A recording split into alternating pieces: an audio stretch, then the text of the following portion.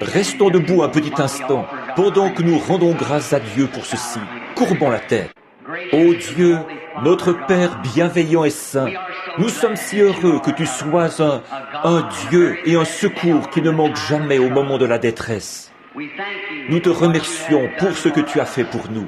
Nous ne savons vraiment pas comment t'exprimer à quel point, du fond du cœur, nous sommes reconnaissants de ceci et de ce que tu viens à notre secours au moment où nous sommes dans la détresse. Au fil des années, nous avons appris à te faire confiance et à te croire. Je te prie cet après-midi, Seigneur, de répandre tes bénédictions sur ces gens, qu'il n'y ait pas une seule personne faible au milieu de nous à la fin de ce service. S'il y avait quelqu'un ici qui ne soit pas en règle avec Dieu, que la puissance qui a ressuscité Jésus de la tombe rende la vie à leur corps mortel, Seigneur, et à leur âme, et les amène à se tourner vers toi. Accorde-le, Seigneur. Quant à ceux qui n'ont pas le Saint-Esprit, puisse ce jour-ci être le grand jour qu'ils n'oublieront jamais. En effet, puisse ce jour être celui où Dieu répandra son esprit sur eux. Accorde-le, Seigneur. Pardonne nos péchés. Nous te prions de bien vouloir bénir frère Sullivan, notre aimable et précieux ami, ainsi que ce qu'il a dans son esprit pour les gens, d'essayer de leur fournir tous les moyens possibles en vue de leur venir en aide. Je te prie de bénir frère Sullivan. Bénis les ministres d'un bout à l'autre du pays, partout. Donne-leur infiniment, en abondance, Seigneur. Puisse-t-il se tenir bravement en chair et proclamer la parole de Dieu, car nous vivons aux dernières heures de l'histoire de ce monde. Que ta bonté nous couvre de son ombre en ces temps-ci, car nous le demandons au nom de Jésus. Amen. Vous pouvez vous asseoir. Je vous suis vraiment très reconnaissant, à vous ici et à Dieu de ceci. Frère Sullivan avait décidé de s'en charger lui-même. Vous voyez, ce ne serait pas juste que Frère Sullivan fasse ça. Alors, nous nous étions préparés en conséquence. Nous vous remercions de votre bonté. Et maintenant, quant à l'offrande d'amour, là, vous n'aviez pas besoin de faire ça. Non, ce n'était pas nécessaire. Voyez-vous, juste, ils ont payé nos dépenses, la note d'hôtel et la nourriture, ce que nous avons mangé. Et c'est tout ce qui est nécessaire. Mais un grand merci. Et ça va être utilisé pour soutenir l'œuvre missionnaire et pour amener les gens à Dieu. On n'achètera pas de cigarettes avec ça, pas de whisky, ni rien qui soit mauvais. Ça va être utilisé pour ce qui est bien. Et je prie que Dieu verse cette somme sur votre compte là-haut et qu'il multiplie ça par 10 000. Chaque dollar ou chaque pièce d'1 cent ou chaque pièce de 5 cents que vous aurez donné pour soutenir cette réunion. Et maintenant, je tiens à remercier l'armée des États-Unis de nous avoir permis d'utiliser ce bâtiment pour y faire ces réunions. Je les remercie vraiment de tout mon cœur. Et si j'ai bien compris, frère Sullivan a dit que tout allait être bien réglé. Nous ne sommes encore jamais repartis d'une ville avec une dette, ne serait-ce que d'1 cent, sans que tout ait été réglé. Nous ne croyons tout simplement pas qu'on doive agir autrement. Il ne faut rien devoir à personne. Il faut être honnête et franc. Et si vous devez quelque chose à quelqu'un, allez voir ces gens. Dites-leur que vous êtes en dette avec eux, mais que s'ils veulent bien vous accorder un petit délai, vous allez payer votre dette. Voyez? Toujours, c'est un bon signe qu'on est chrétien, ça. D'être honnête, droit. Il faut vivre les choses dont vous parlez. Si vous ne les vivez pas vous-même, comment voulez-vous que quelqu'un d'autre les vive? Voyez-vous? Donc, vous êtes des lettres écrites, lues de tous les hommes. Alors, soyez toujours honnêtes, justes, fidèles. Dites la vérité, peu importe combien fâcheuses peuvent être les conséquences. Dites la vérité quand même, parce qu'ainsi, vous pourrez toujours raconter la chose de la même manière chaque fois. Si vous dites un mensonge, vous serez obligé d'user de détours, de faire 1 million de milles. Et il faudra quand même que vous en reveniez à ce mensonge-là. Et ce que vous aurez fait là, c'est quelque chose de très vilain. Soyez simplement honnête. Alors vous pourrez toujours raconter la chose de la même manière, puisque c'est la vérité. C'est pareil pour la Bible. Dites-le exactement comme la Bible dit. Ne faites aucun compromis là-dessus. Dites-le tel quel, tout simplement. C'est écrit ici même. Et vous pouvez pointer le doigt là-dessus. C'est ça le moyen de vaincre Satan. Satan a dit à Jésus, si tu es le Fils de Dieu, que je te vois accomplir un miracle. On dit que tu es un faiseur de miracles. Change ces pierres en pain, et nous allons bien voir. tu as faim. Il a dit, mais il est écrit, l'homme ne vivra pas de pain seulement. Voyez, il a employé la parole du Père et il a vaincu le diable sur son propre terrain. Donc, vous pouvez faire la même chose, vaincre le diable sur son terrain, par la parole du Seigneur. Donc, je serai toujours reconnaissant à frère Sullivan. C'est, pardonnez-moi cette expression, je pense qu'après avoir fait frère Sullivan, il a tout simplement cassé le moule. Il est unique en son genre. Je n'ai rencontré dans ma vie qu'un seul homme qui me rappelait frère Sullivan. C'était Howard Caddell. Je ne sais pas s'il a déjà fait sa connaissance ou pas. Il était Frère Caddell, c'était vraiment un bon vieux gars de la campagne, comme frère Sullivan.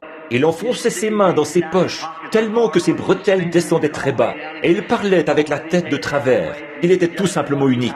C'était Howard Caddell. Et alors, je suis vraiment heureux d'avoir frère Sullivan comme ami et comme frère dans l'Évangile.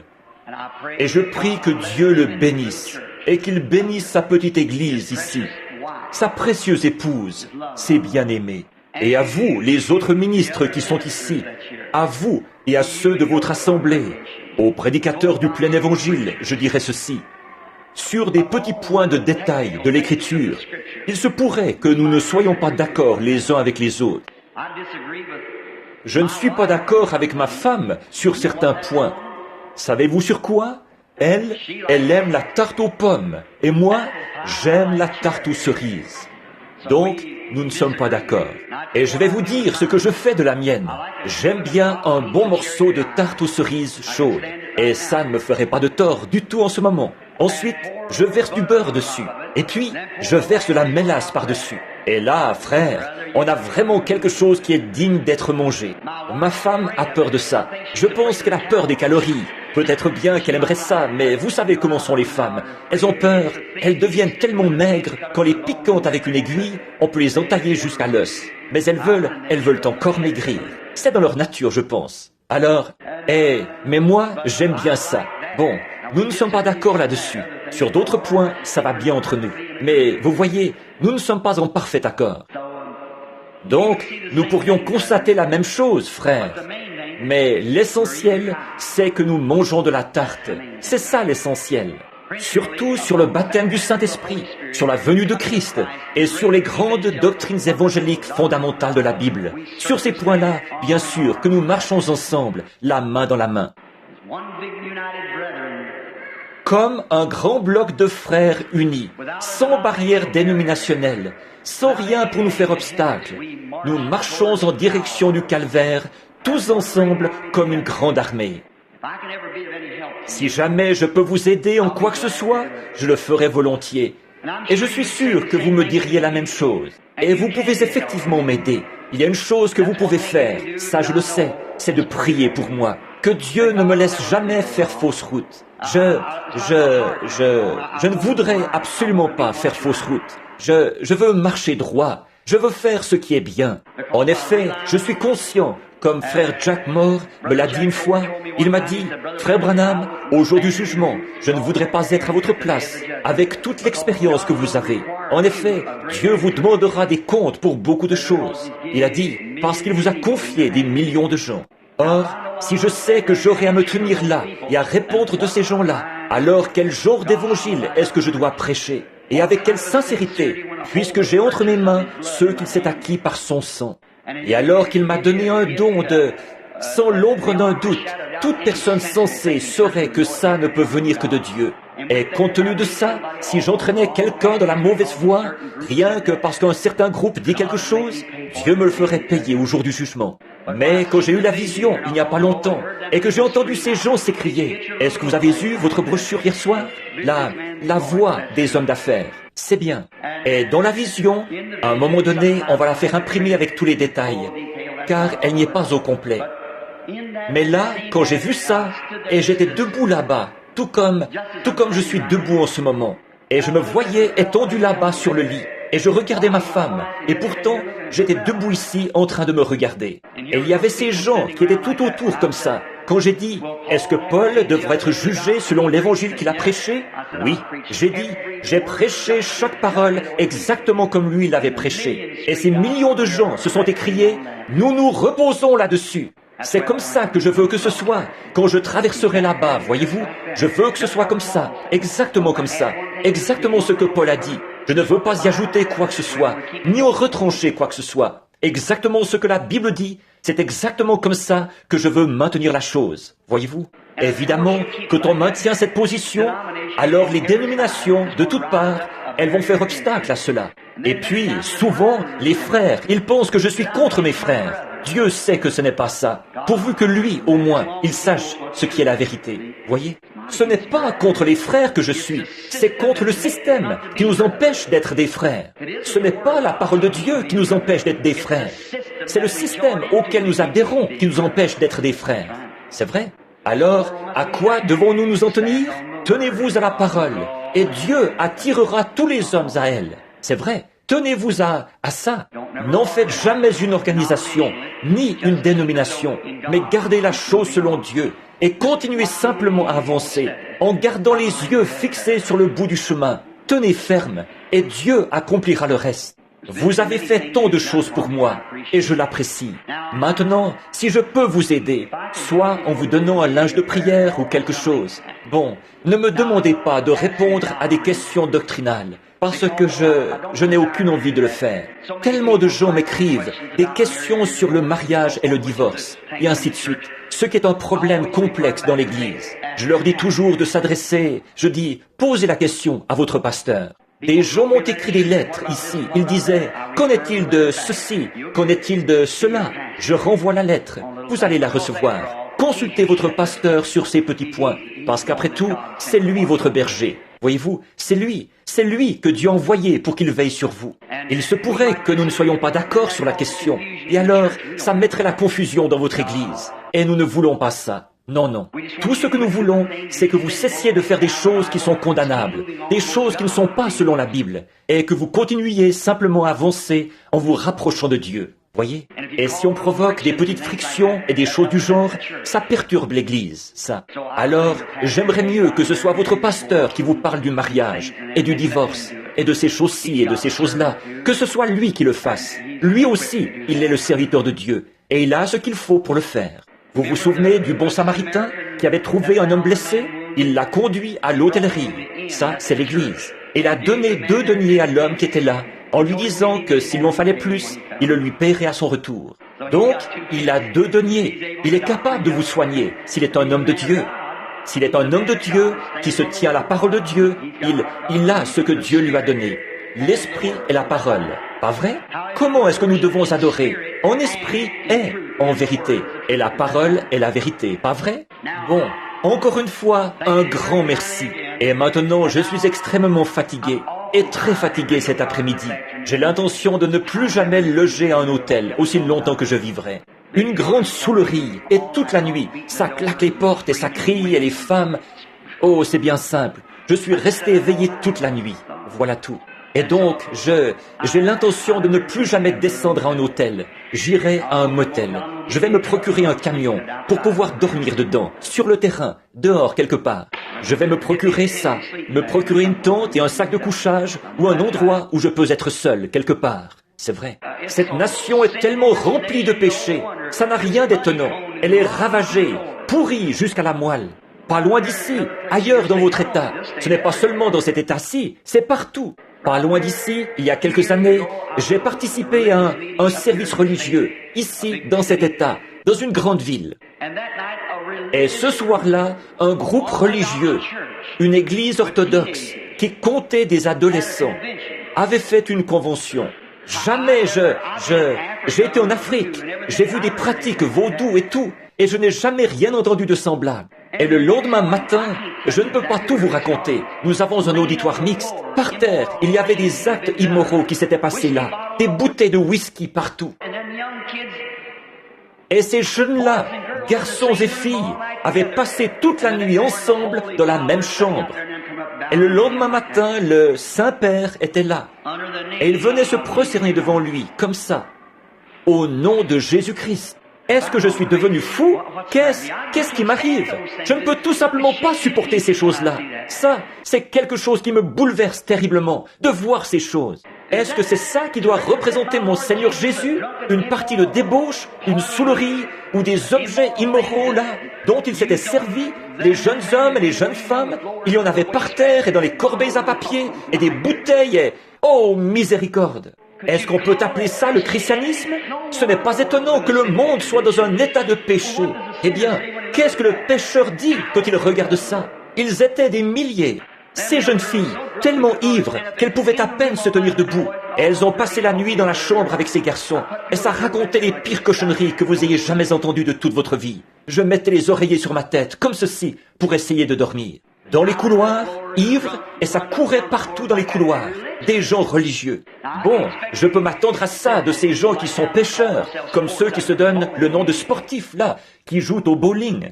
Si un de mes enfants partait pour aller dans un bowling, je le chasserais du pays. Ah oui, ils appellent ça du sport. Ce n'est pas du sport. Qu'est-ce que... Si vous voulez marcher droit, mettez-vous en règle avec Dieu. C'est vrai.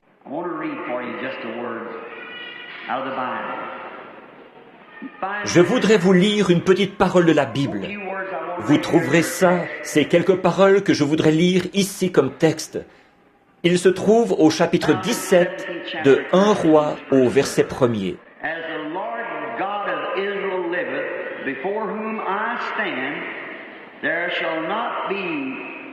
L'Éternel est vivant, le Dieu d'Israël, devant qui je me tiens. Il n'y aura ces années-ci ni rosée ni pluie, selon ma parole. 1 Roi, chapitre 1er, chapitre 17, verset 1er. Si jamais vous désiriez que je vous envoie un linge de prière, n'importe quand, vous n'avez qu'à m'écrire. Mon secrétaire est ici présent en ce moment, frère Maguire. Combien ont déjà reçu de nous un linge de prière? Levez la main. Lève-toi, frère Jim. Je voudrais qu'on voie, toi et ton épouse aussi. Voici mon secrétaire et son épouse. Ce sont eux qui travaillent, qui envoient. Voilà le jeune homme et la jeune femme qui vous envoient les linges de prière de la réunion. Tous deux sont des chrétiens consacrés.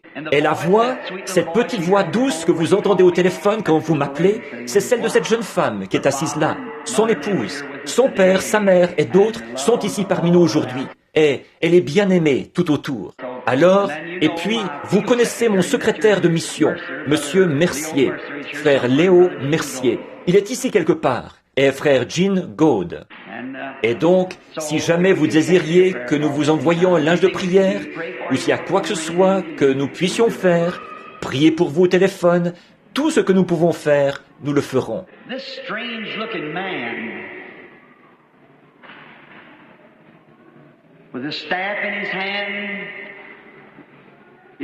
Cet homme à l'allure bizarre, qui avait un bâton à la main, le pas ferme, les yeux qui brillaient de la gloire de Dieu, la barbe qui flottait au gré du vent, enveloppé d'une vieille peau de mouton à longs poils.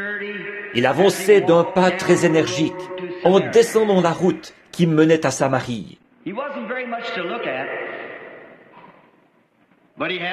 Il ne payait pas de mine, mais il avait l'ainsi dit le Seigneur pour cette grande nation qu'était Israël.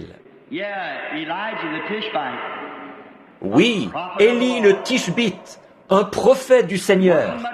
Il ne payait pas de mine, mais il avait la parole du Seigneur.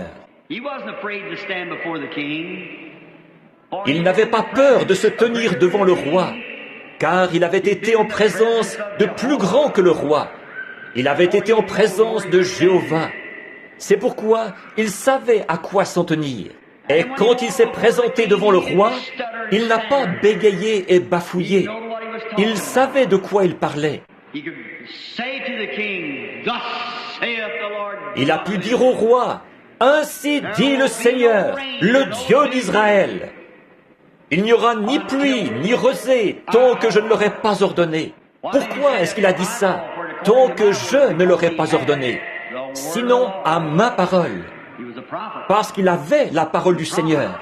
Il était prophète, et le prophète a la parole du Seigneur.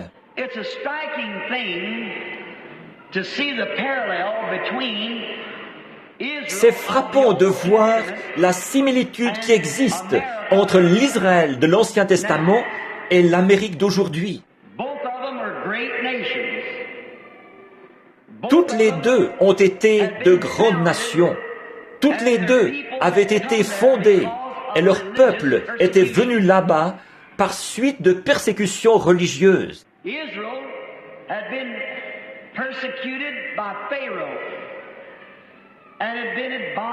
Israël avait été persécuté par Pharaon et avait été en esclavage pendant des centaines d'années, où on les avait privés du droit d'adorer le Dieu vivant et vrai, où on les avait privés de ce privilège, et ils étaient devenus des esclaves.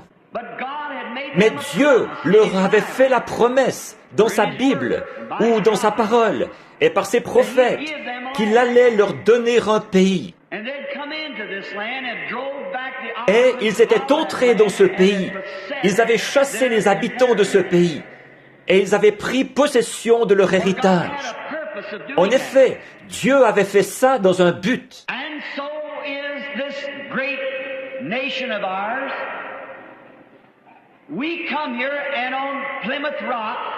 Et c'est la même chose pour notre grande nation à nous.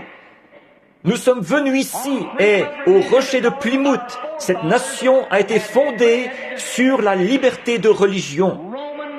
En effet, nos ancêtres avaient fui la persécution romaine, du système de la Jézabel moderne.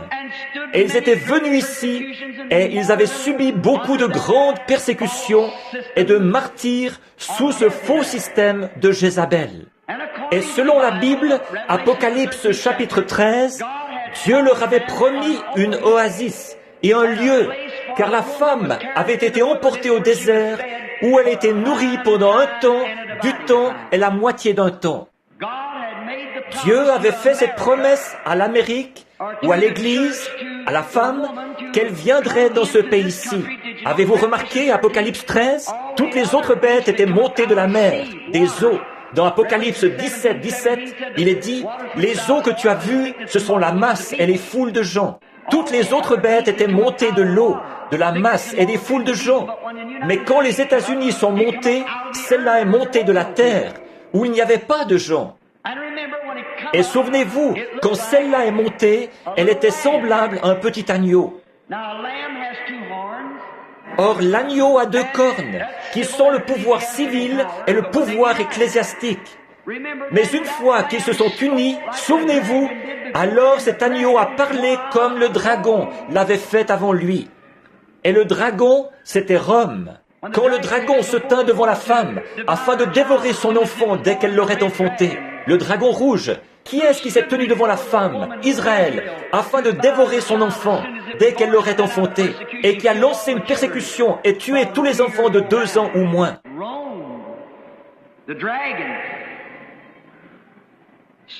Rome, le dragon, se tint devant la femme, afin de dévorer son enfant dès qu'elle l'aurait enfanté.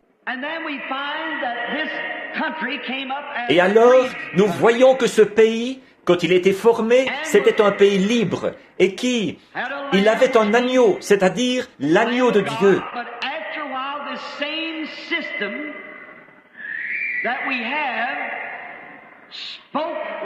Mais quelque temps après, le système même que nous avons, il parlait comme le dragon, et il exerçait toute l'autorité que le dragon avait eue avant lui. Elles sont similaires l'une et l'autre, parfaitement. Et souvenez-vous, alors que Israël est arrivé là, elle a fait de la Palestine sa patrie. Elle a chassé tous les habitants de ce pays et elle a pris possession du pays. Nous sommes arrivés et nous l'avons ôté aux Indiens.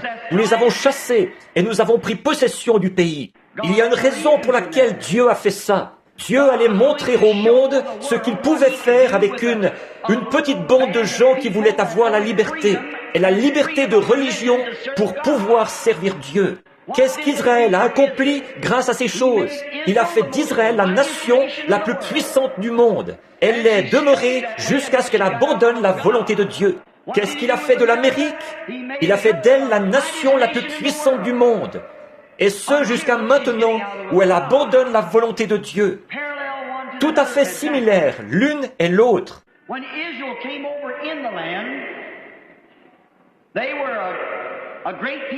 Quand Israël est entré dans le pays, ils étaient un grand peuple, parce qu'ils avaient de grands conducteurs. Ils étaient gouvernés par des hommes qui avaient la crainte de Dieu, tels que David, que le roi Salomon.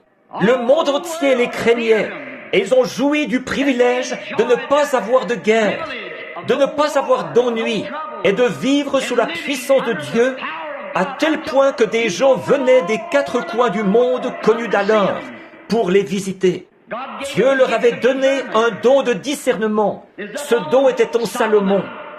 Et la reine du Midi, la reine de Séba, a traversé tout le désert du Sahara. Ça lui a pris 3 mois, rien que pour venir entendre la sagesse de Salomon. Et quand elle a vu que Salomon pouvait discerner les esprits et qu'il lui avait révélé les secrets de son cœur, elle a dit, « Tout ce que j'avais appris à ton sujet était vrai, et même plus encore. » Elle était convaincue que c'était Dieu. Et l'Amérique, en se fondant sur ce principe de nos ancêtres qui étaient venus ici pour avoir la liberté de religion. À cette époque-là, nous avions des hommes saints comme conducteurs. George Washington, Abraham Lincoln, des hommes de renom qui avaient du caractère, des hommes de Dieu.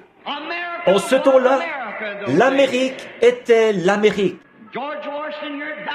George Washington, ici, à Valley Forge, avant de traverser le Delaware, il avait prié toute la nuit, si bien qu'il était trempé jusqu'à la ceinture, de s'être agenouillé dans la neige. Et le lendemain matin, quand les Américains se sont mis à traverser, il n'y avait qu'environ 20% d'entre eux qui avaient des chaussures aux pieds. L'armée américaine. Mais ils avaient un principe, une cause pour laquelle ils combattaient. Advienne que pour un, ça leur était égal. Les cultivateurs venaient là-bas. Il arrêtait les labours. Il dételait son bœuf. Il prenait sa carabine. Et il allait combattre pour la liberté qu'il avait connue. Et le lendemain, je crois qu'il y avait 4 ou 5 trous de balles. Des balles de mousquet qui avaient traversé son manteau et son chapeau sans l'atteindre. Des hommes de Dieu qui ont fondé cette nation. De grands hommes. Ce n'est pas étonnant qu'on ait écrit que longtemps notre pays soit éclairé de la lumière sainte de la liberté. Protège-nous par ta puissance, ô grand Dieu notre roi. Il y a quelque temps, je parlais à un vieillard à Corridon dans l'Indiana. Et il me parlait de l'époque où le Capitole se trouvait à Corridon. Et il me racontait qu'il se rendait là-bas en char à bœuf pour aller écouter le discours du gouverneur. Et lui et le gouverneur étaient les 2 seuls qui portaient un costume 2 pièces, un complet. Il me racontait qu'il faisait l'élevage des moutons et qu'il les avait tondus, qu'il en avait lavé la laine, que ses sœurs l'avaient filé et lui en avait fait une veste assortie à son pantalon. Et ce brave vieux assis là, il devait avoir 85 ou 90 ans. Il lissait sa barbe comme ça et il disait, « Billy, ça c'était l'époque où l'Amérique était l'Amérique. » Je regardais le brave vieux et je pensais, mon gars, beaucoup de jeunes d'aujourd'hui ne veulent pas croire ça, mais tu dis la vérité. Qu'est-ce qui est arrivé à Israël après tout ce passé historique saint? Ils sont devenus insouciants. Ils en sont venus à être indifférents à ce qui se passait. Ils ont commencé à se relâcher dans le culte qu'ils rendaient à Dieu, bien qu'ils aient maintenu une forme de religion, tout comme nous l'avons fait. Ils avaient une forme extérieure de piété, mais ils se sont mis à laisser leurs fidèles faire ce qu'ils voulaient. Et ils se sont mis à introduire diverses hérésies dans leur église.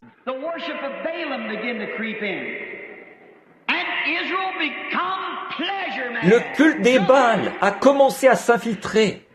Et Israël est devenu ivre, avide de plaisir et de ce genre de choses. Et a fini par porter au pouvoir un conducteur qui ne connaissait pas Dieu. Achab, qui avait succédé à son père.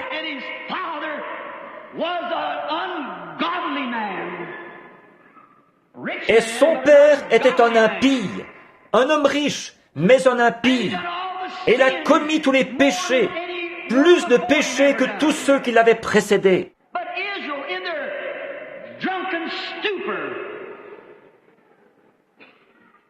Mais Israël, abruti par l'alcool, ils ont porté au pouvoir un homme comme celui-là. Ils l'ont mis sur le trône pour qu'il règne sur eux. Ils pensaient qu'il n'y avait pas de mal à ça, tout comme beaucoup d'Américains aujourd'hui. C'est un bon politicien. Alors, qu'est-ce que ça peut faire, ça? Ça ne change rien à l'affaire, puisque c'est un bon politicien.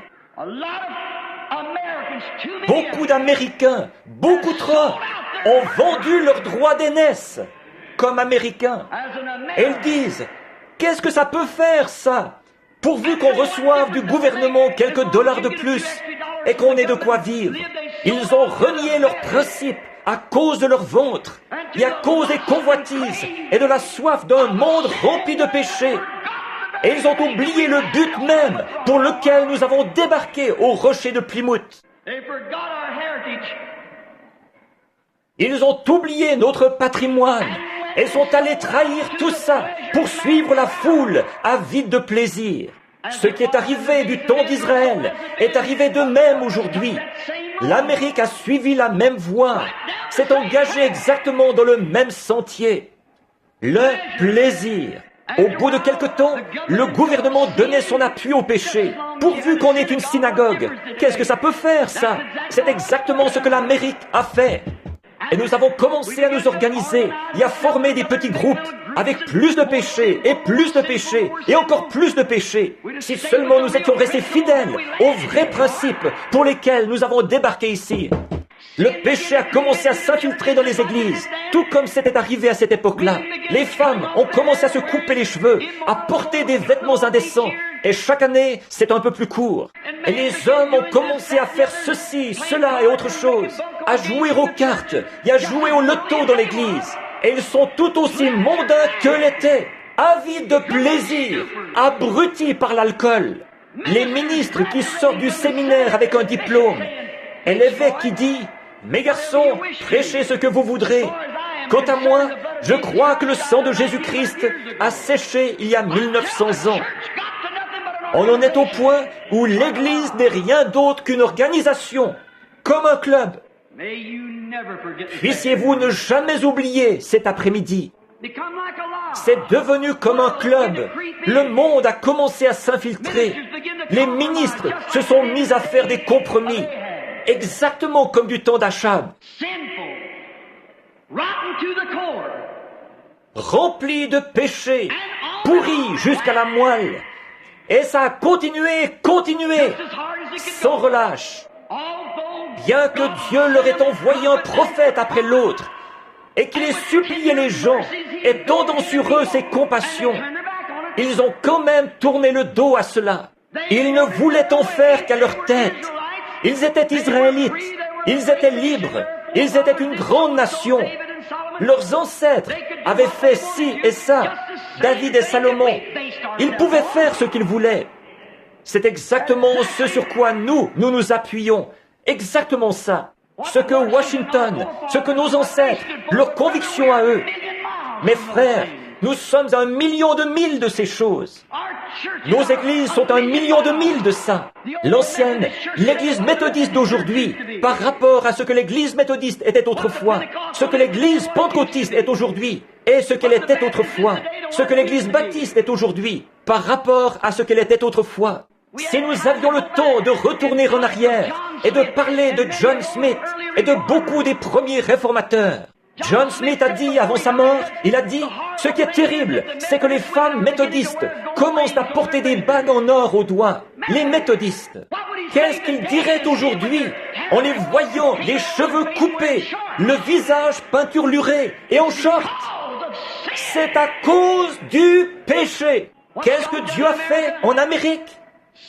Il a envoyé un réveil après l'autre, un réveil après l'autre. Des ministres ont prêché la parole, ont cherché à ramener les gens à Dieu. Et eux, qu'est-ce qu'ils ont fait? La même chose qu'Israël. Ils ont rejeté ça. Ils se sont moqués d'eux. Ils les ont traités d'exaltés. Ils les ont jetés en prison. Si une de mes sœurs et un de mes frères de l'assemblée qui est ici aujourd'hui s'étaient trouvés à l'hôtel hier soir et qu'ils avaient levé les mains, loué Dieu et poussé des cris dans cette chambre, aujourd'hui, ils seraient en prison à cause de ça.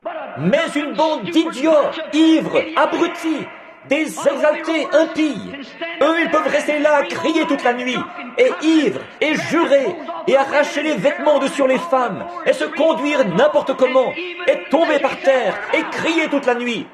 Mais on ne peut pas dire un mot là-dessus. Ce n'est pas étonnant que nous soyons sous la condamnation de la main de Dieu.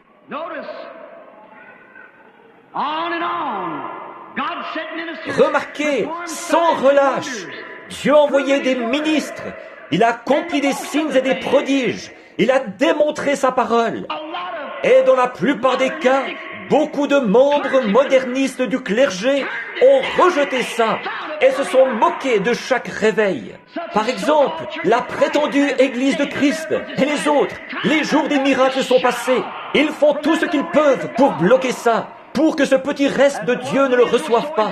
Ce qui est arrivé en Israël arrive de même aujourd'hui. Bien souvent, Dieu est obligé de retirer les siens de ces organisations et de ces dénominations, de les emmener dans le désert tout seuls pour leur parler. Et il aura un reste. Ne vous en faites pas pour ça. Il en a eu un à cette époque-là, il en aura un maintenant. Ils ont continué à s'enfoncer dans le péché, à patauger dans ces choses. À cause de quoi? Leur conducteur. Il n'y avait rien pour mettre le haut là à ça. Eh bien, je vais vous dire franchement, je connais beaucoup de pays où, si on surprenait des gens à se promener dans la rue, habillés comme nous, ici en Amérique, on les mettrait en prison. Quand je suis allé à Saint-Onge, à Rome, or pensez-y, dégradé comme c'est là-bas, il y avait un écriteau là-bas, près des catacombes de Saint-Onge, à l'intention des femmes américaines. Veuillez vous habiller pour honorer les morts. S'il y a quelque chose qui rend malade, c'est bien de voir une bande de soi-disant Américains arriver quelque part. Je m'étais attablé à Lausanne, où nous mangions un bon steak, un jour, frère Arkenbright et moi. Le lendemain, nous y sommes retournés, parce qu'on y mangeait bien. Là-bas, je pouvais avoir de l'eau. Ils refusaient de nous servir autre chose que du vin. Alors, j'allais chercher de l'eau. Il fallait que je me promène avec une bouteille d'eau sous le bras, tout le temps, parce qu'ils refusaient de servir de l'eau aux tables. Donc, je suis allé là-bas et tout était bon, jusqu'à ce que Miss Amérique arrive, avec un sale petit caniche tout morveux. Elle portait tout plein de bijoux de pacotille, comme ça. Elle avait une cigarette au bout d'un long truc comme ceci. Elle s'est assise là, elle prenait de grands airs. Elle a fait asseoir son caniche sur la table. Cet animal sale, malpropre, c'est le pire animal dont Dieu parle. C'est bien le chien.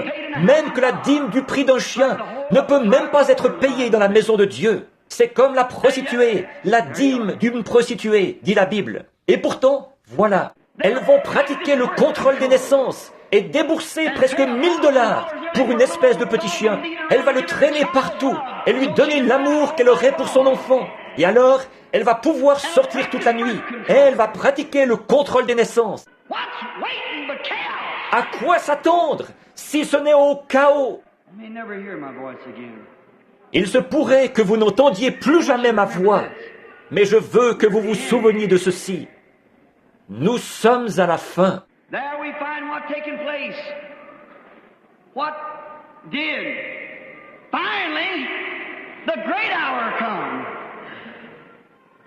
Ahab was elected. Là, nous voyons ce qui s'est passé, ce qu'il y a eu. Finalement, la grande heure est arrivée. Achab a été élu, et une fois élu, il a épousé Jézabel, cette espèce de femme pourrie qui a entraîné tout Israël dans l'idolâtrie.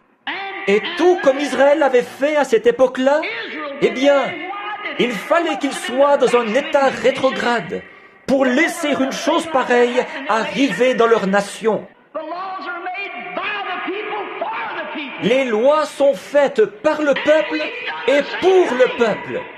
Et nous avons fait la même chose. Il fut un temps où l'Amérique n'aurait pas Il se serait bien gardé de laisser la vieille prostituée, la vieille impudique, qui a bu le sang des martyrs, qui les a tués. Et la raison pour laquelle il s'était réfugié ici, c'était pour la liberté. Il n'aurait pas accepté une chose pareille. Ça montre que nous sommes dans un état rétrograde. La nation tout entière d'avoir élu une chose pareille. Oh, naturellement, là, vous, certains d'entre vous, les bons démocrates endurcis, ce que vous vous figurez, c'est que, oh, eh bien, il fera un bon chef politique. Ça sonne peut-être bien comme raisonnement pour la pensée charnelle, mais pour la parole de Dieu et pour la pensée spirituelle, ça ne tient pas debout. Certainement pas. Pour quelques dollars de plus et quelques réductions d'impôts ou autre chose du genre. Et nous avons beaucoup de difficultés, nos missionnaires sur le champ de mission aujourd'hui, parce que maintenant, on nous considère comme un pays catholique. Voyons, c'est sûr, la Russie est considérée comme communiste parce que son chef est communiste. La Chine populaire est considérée comme communiste parce que son chef est communiste. On nous considère comme catholiques parce que notre chef est catholique. Oh, quand Achab était sur le trône, vous dites, c'est lui qui est sur le trône. C'est vrai, mais Jézabel était la tête derrière ce trône-là. C'était elle qui menait la barque. Regardez ce qu'elle a fait des lois même du pays.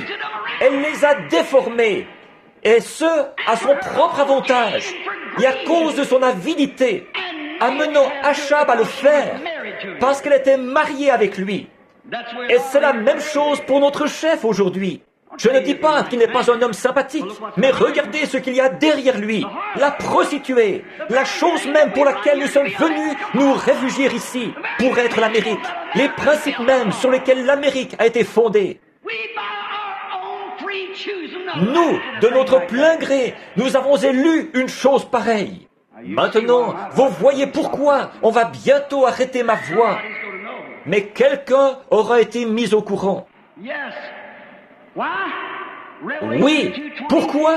Dans Apocalypse 2:20, elle se dit prophétesse. Regardez bien la vague de péché qu'il va y avoir maintenant. Regardez bien la moelle, ça va descendre au plus profond de la moelle. Regardez bien les modernistes, regardez bien les choses impies qui vont se produire dans les églises. Et finalement, il va y avoir une persécution. La Bible dit, ainsi dit le Seigneur. C'est certain, il va y en avoir une. Alors, qu'est-ce qui va se produire? Exactement comme à cette époque-là. Ce sera la même chose maintenant. C'était elle, la puissance derrière ça. C'était elle qui dirigeait la chose. Lisez-le. Je crois que c'est le 17, vers le chapitre 17 ou 18, quelque part par là. Vous verrez ce que Jézabel a fait. Comment elle s'y est prise avec Achab. Et lui, il ne pouvait pas dire un mot là-dessus, parce que c'était sa femme. Regardez sur quoi la nation était fondée à l'époque. Sur un Israélite rétrograde, qui avait une femme païenne derrière lui, qui se livrait au culte des Baals. Et qu'est-ce qu'elle a fait? À la fin, elle avait tout arrangé pour que ce soit tellement moderne et tellement beau. Et les gens avaient la vie tellement facile que l'Église tout entière s'y a laissé prendre. Les prédicateurs et tout.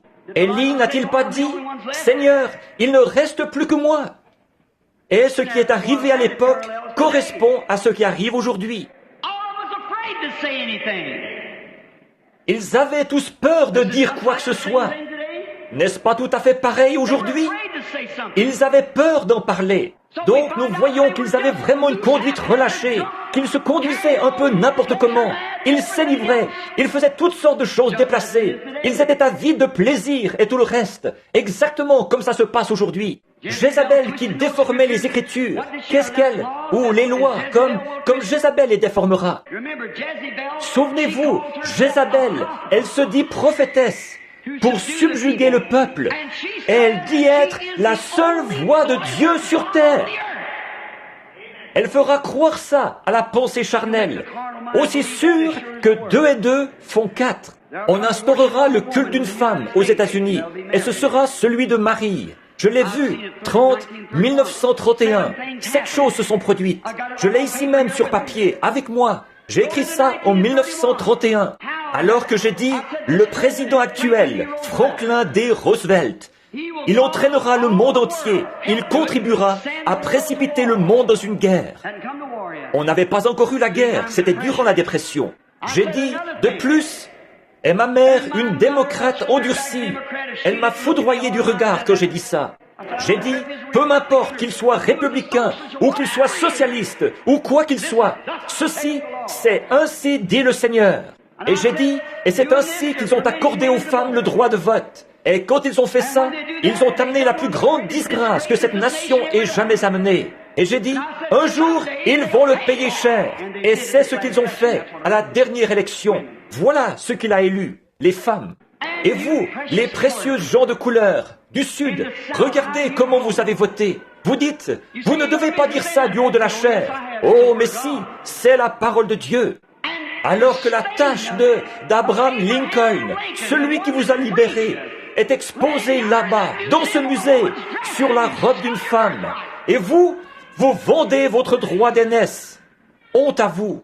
Et vous autres, à cause de la politique, pour la simple raison que vous êtes de bons démocrates, vous avez voté pour une chose pareille. Et vous avez vendu votre droit d'aînesse, en tant qu'Américain et en tant que chrétien, pour céder ça à la prostituée. Alors que c'est elle qui nous avait fait fuir vers ce pays-ci. Et c'est ce qui avait fait de nous ce que nous étions.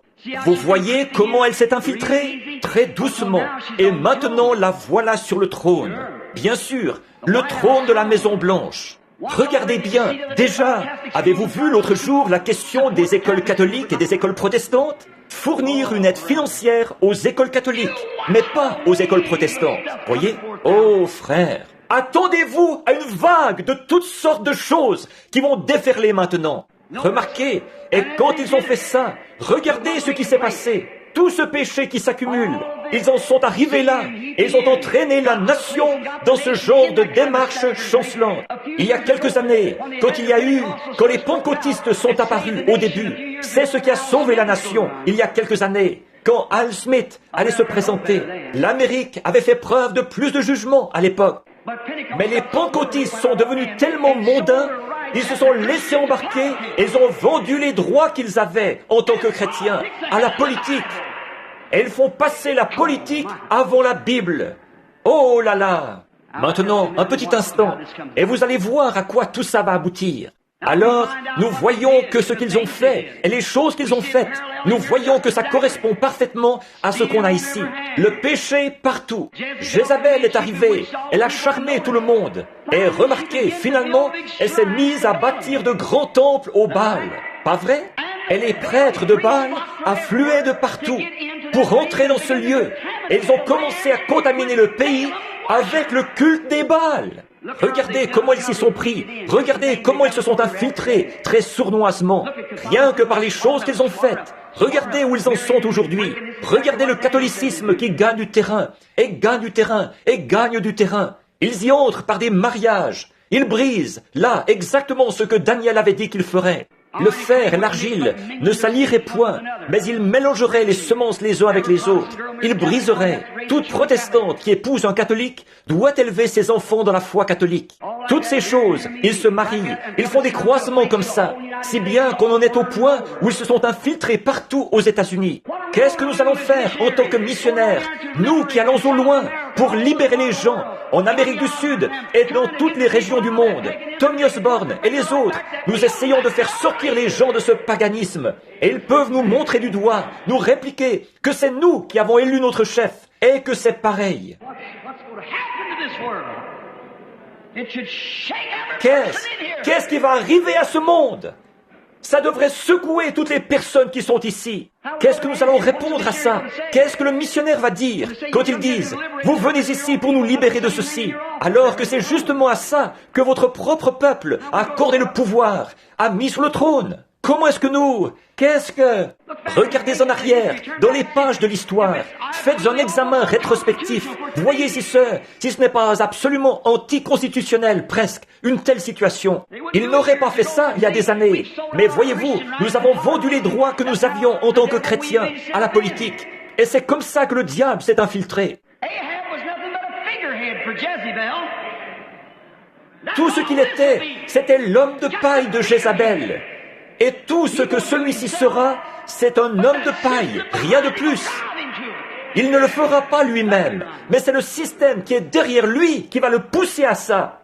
C'est tout à fait vrai. Pincez votre conscience, vous qui êtes chrétiens. Réveillez-vous.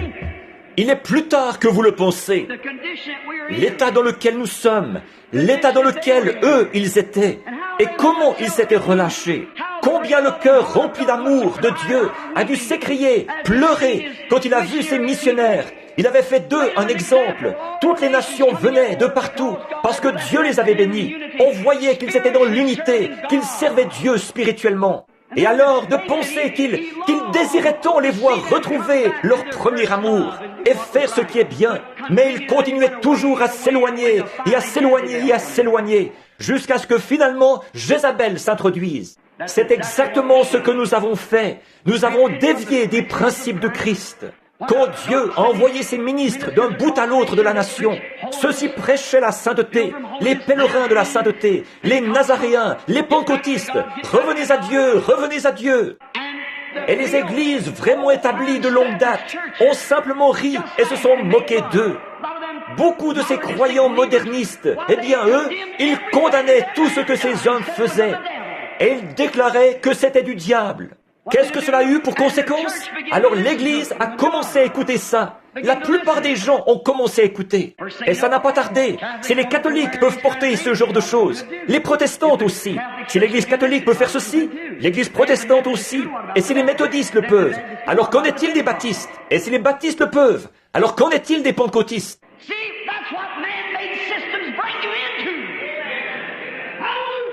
Voyez-vous? Voilà dans quoi vous entraînent les systèmes faits de main d'homme. Alléluia, c'est vrai. C'est pour ça que je suis contre ça. C'est parce que la parole de Dieu est contre ça. Le système fait de main d'homme. Dieu est contre ça. Sa parole est contre ça.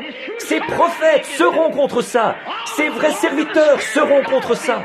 Tous ceux qui sont nés de l'Esprit de Dieu seront contre ça. Regardez ce qu'Israël est devenu. Elle suivait le courant, à tel point que finalement, Jézabel est arrivée. Regardez ce que l'Amérique est devenue. Elle a suivi le courant du monde, à tel point que finalement, Jézabel est montée sur le trône. C'est vrai. Bon, en fait, Jézabel n'était pas elle-même sur le trône de l'Égypte, ou sur le trône d'Israël, mais c'était essentiellement elle qui gouvernait derrière le trône. Et la hiérarchie catholique n'est pas sur le trône des États-Unis, mais elle est le système derrière ça, puisqu'il est marié avec elle. Et la Bible dit que dans ce pays, on ferait une image semblable à la bête. Oh, frères, sœurs, qu'est-ce qu'il y a? Eh bien, je sais ce qu'il y a. La Bible dit qu'ils en arriveraient à cet âge de Laodicée, et nous en sommes là. Vous me haïssez peut-être en ce moment, mais un jour ce ne sera plus le cas, quand vous découvrirez la vérité. Il se peut que vous ne soyez pas d'accord, que vous vous leviez et que vous sortiez de la salle en tapant du pied. Ça, tout ce que ça montrera, c'est que vous êtes un illettré. Mais un jour, vous vous apercevrez. Un jour, vous désirerez ardemment et vous saurez que c'est la vérité. Je le dis au nom du Seigneur. Je m'expose comme cible, ce qui va finir par m'envoyer à la tombe. Je serai un témoin jusqu'à ma mort, si Dieu me vient en aide. C'est vrai. Nous voici dans l'état où nous sommes aujourd'hui. Toutes ces choses qui suivent leur cours, comme ça. En Israël, la façon dont Achab se conduisait, l'homme de paille de Jézabel, parce qu'il était marié avec elle. En Amérique, notre chef, comment est-ce que... Étiez-vous au courant que notre chef était un homme riche? Combien savent ça? Un multimillionnaire. Quelqu'un m'a dit que dans un magazine ou à une émission de radio ou de télévision ou quelque chose comme ça, que Jack Benny ou quelqu'un avait fait, je crois que c'était Ernie Ford, quelqu'un disait que son père l'avait aidé à obtenir 2 États qui ne lui appartenaient pas. C'est que pratiquement tous les autres lui appartiennent. Comment a-t-il eu ça? Comment a-t-il eu cet argent? Par le trafic du whisky et de l'alcool. C'est pour ça qu'il a réduit les taxes sur le whisky et ce genre de choses. C'est ce qui a fait de lui un homme riche. La chose même qui a damné notre nation, la chose même qui a corrompu la pensée des gens de chez nous, la chose à cause de laquelle nos garçons sont devenus des ivrognes et nos filles sont devenues des prostituées, c'est l'argent de ça qui a fait de lui un homme riche. La chose même, ce vieux système de Jézabel, la chose même qui a persécuté les gens de chez nous, la chose même qui les avait forcés à fuir, le romanisme, qui les avait brûlés, qui les avait écartelés et qui leur avait fait subir toutes sortes de choses, le même sang des martyrs, c'est ce que dit la Bible, est en elle. Les voilà mariés ensemble. Et nous, les Américains, nous continuons à avancer en chancelant. Oh, eh bien, on a quelques dollars de plus, et on se paye du bon temps. On est mieux que tous les autres pays. Mes frères, un instant, attendez seulement. Maintenant, rapportons textuellement pendant les quelques minutes qui vont suivre. Voyons ce qui s'est passé. Les prédicateurs ont suivi, ils ont courbé les chines devant eux, ils marchaient avec eux, tout le système d'Israël marchait avec Jézabel, la main dans la main. Ils avaient une forme extérieure, ça oui. La Bible ne nous dit-elle pas que dans les derniers jours, nous aurions une forme extérieure de piété? Toutes les prophéties sont accomplies, frères. Nous sommes à la fin. Sur le plan national, nous sommes à la fin. Sur le plan spirituel, nous sommes à la fin. Tous les systèmes tirent à leur fin. La prochaine chose, c'est la venue du Seigneur et l'enlèvement de l'Église. Dieu a envoyé tous les signes, tous les prodiges. Il a fait tout ce qu'il a pu pour essayer d'attirer les gens. Et ils ont tout simplement continué à s'enfoncer là-dedans. Considérez cette ville-ci. Considérez cette région-ci, où il y a des dizaines de centaines et des centaines de pentecôtistes. Mais parce que nous nous tenons à la vérité, eux, où est-ce qu'ils sont cet après-midi? C'est parce que quelqu'un leur a dit de ne pas collaborer à la réunion. Minables, vous êtes délibérément. Que Dieu soit miséricordieux envers vous, c'est tout ce que je peux dire. Alors que vous, qui êtes chrétiens, vous n'avez pas plus de colonne vertébrale que ça. Vous avez un os de poulet au lieu d'une colonne vertébrale. C'est vrai. Ce qu'il nous faut, c'est de prêcher un évangile qui a des dents, qui va tailler la chose en pièces. Vous avez suivi exactement la même voie que les autres. Et après, vous vous demandez pourquoi nous protestons contre ces choses. Après, voyez-vous, on se fait snobber. Je m'attends à ça, forcément. Toutes ces choses se déroulaient en Israël. Finalement, un jour, d'un pas décidé, un vieux bonhomme poilu est sorti du désert. Élie, le Tishbite. Il n'est jamais sorti d'aucune des organisations. Il est sorti du désert. Il n'avait rien à faire avec elle. C'était un prophète du Seigneur. Frère, il a secoué ce royaume de Jézabel comme un prunier. Les gens le haïssaient. Il n'a reçu aucune collaboration. Ça, je vous le garantis. La Bible dit aucune. Bien sûr. C'est Jézabel, au visage peinturluré.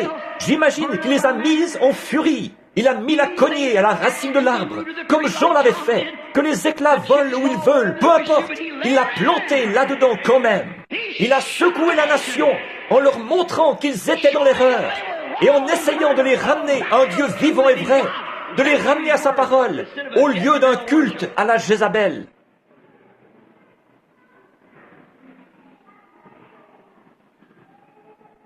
Qu'est-ce qu'ils ont fait? Est-ce qu'ils l'ont reçu? Ils l'ont haï. Mais sa parole a été proclamée quand même, parce qu'il avait l'ainsi dit le Seigneur.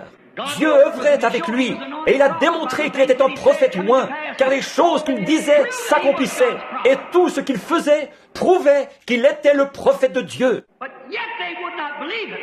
Mais ils ont quand même refusé d'y croire, parce qu'ils démolissaient leur théâtre. Il leur disait qu'ils étaient dans l'erreur. Achab était un coquin, c'est vrai. Et si vous remarquez, ils ne l'ont pas cru, mais il l'a prêché quand même. Aucun des prédicateurs n'était d'accord avec lui. Il a dit, il ne reste plus que moi, Seigneur. Regarde-les, ils ne veulent même pas un. Personne ne veut collaborer. Mais il avait une mission à remplir, et il l'a remplie. Il avait la parole du Seigneur. L'ainsi dit le Seigneur. Et il a attaqué la nation, il a attaqué l'Église, il a attaqué tout ce qu'il y avait là. Et Dieu était avec lui. Il nous a été promis qu'au dernier jour, il reviendra. Et dans ce pays-ci, je sais, Jésus, dans Matthieu 17, quand ils lui ont demandé « Pourquoi les scribes disent-ils qu'Élie ?» Regardez bien ce qu'il a dit. Il est vrai qu'Élie doit venir premièrement, au passé, au près, au futur. Mais ensuite, il a cité Jean comme exemple. Jean, ce n'était pas Malachie 4. Jean, c'était Malachie 3. Voici, j'envoie un messager devant moi pour qu'il prépare le chemin. Dans Malachie 4, il a dit, avant que le jour de l'Éternel arrive, ce jour grand et redoutable, où toute la terre brûlera comme du chaume. Avant ce jour-là, j'enverrai Élie. Et ce n'était pas Jean, puisque l'Éternel n'a pas du tout brûlé la terre quand Jean est venu. Et si vous remarquez, et au dernier chapitre, au dernier verset, il a dit, et il, observez, il, en parlant d'heure, ramènera le cœur des pères aux enfants et le cœur des enfants aux pères. Maintenant, regardez bien, le premier Jean est venu, le premier Élie. Qu'est-ce qu'il a fait? Il est venu et il a apporté un message. Il a ramené le cœur endurci des vieux orthodoxes à la foi de la jeune Église, aux enfants. Mais l'Élie qui vient ensuite, quand lui, il arrive au temps de la fin, il doit revenir ramener le cœur des pères, le cœur des enfants plutôt, et les ramener à la foi des pères de la Pentecôte.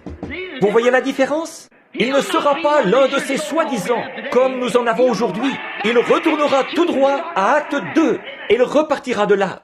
Il prêchera l'évangile sans mélange. Il dira exactement les mêmes choses que ce que Pierre avait dit au jour de la Pentecôte. Parce que ce qu'il avait dit à la Pentecôte s'est confirmé tout au long des autres passages de l'Écriture.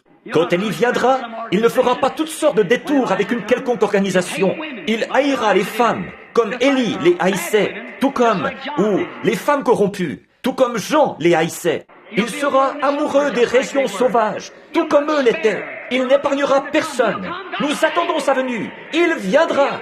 Dieu a dit qu'il viendrait. Alors, il sera là. Je crois même que le message que nous avons aujourd'hui, il se pourrait qu'il précède sa grande venue à lui. Oui, monsieur.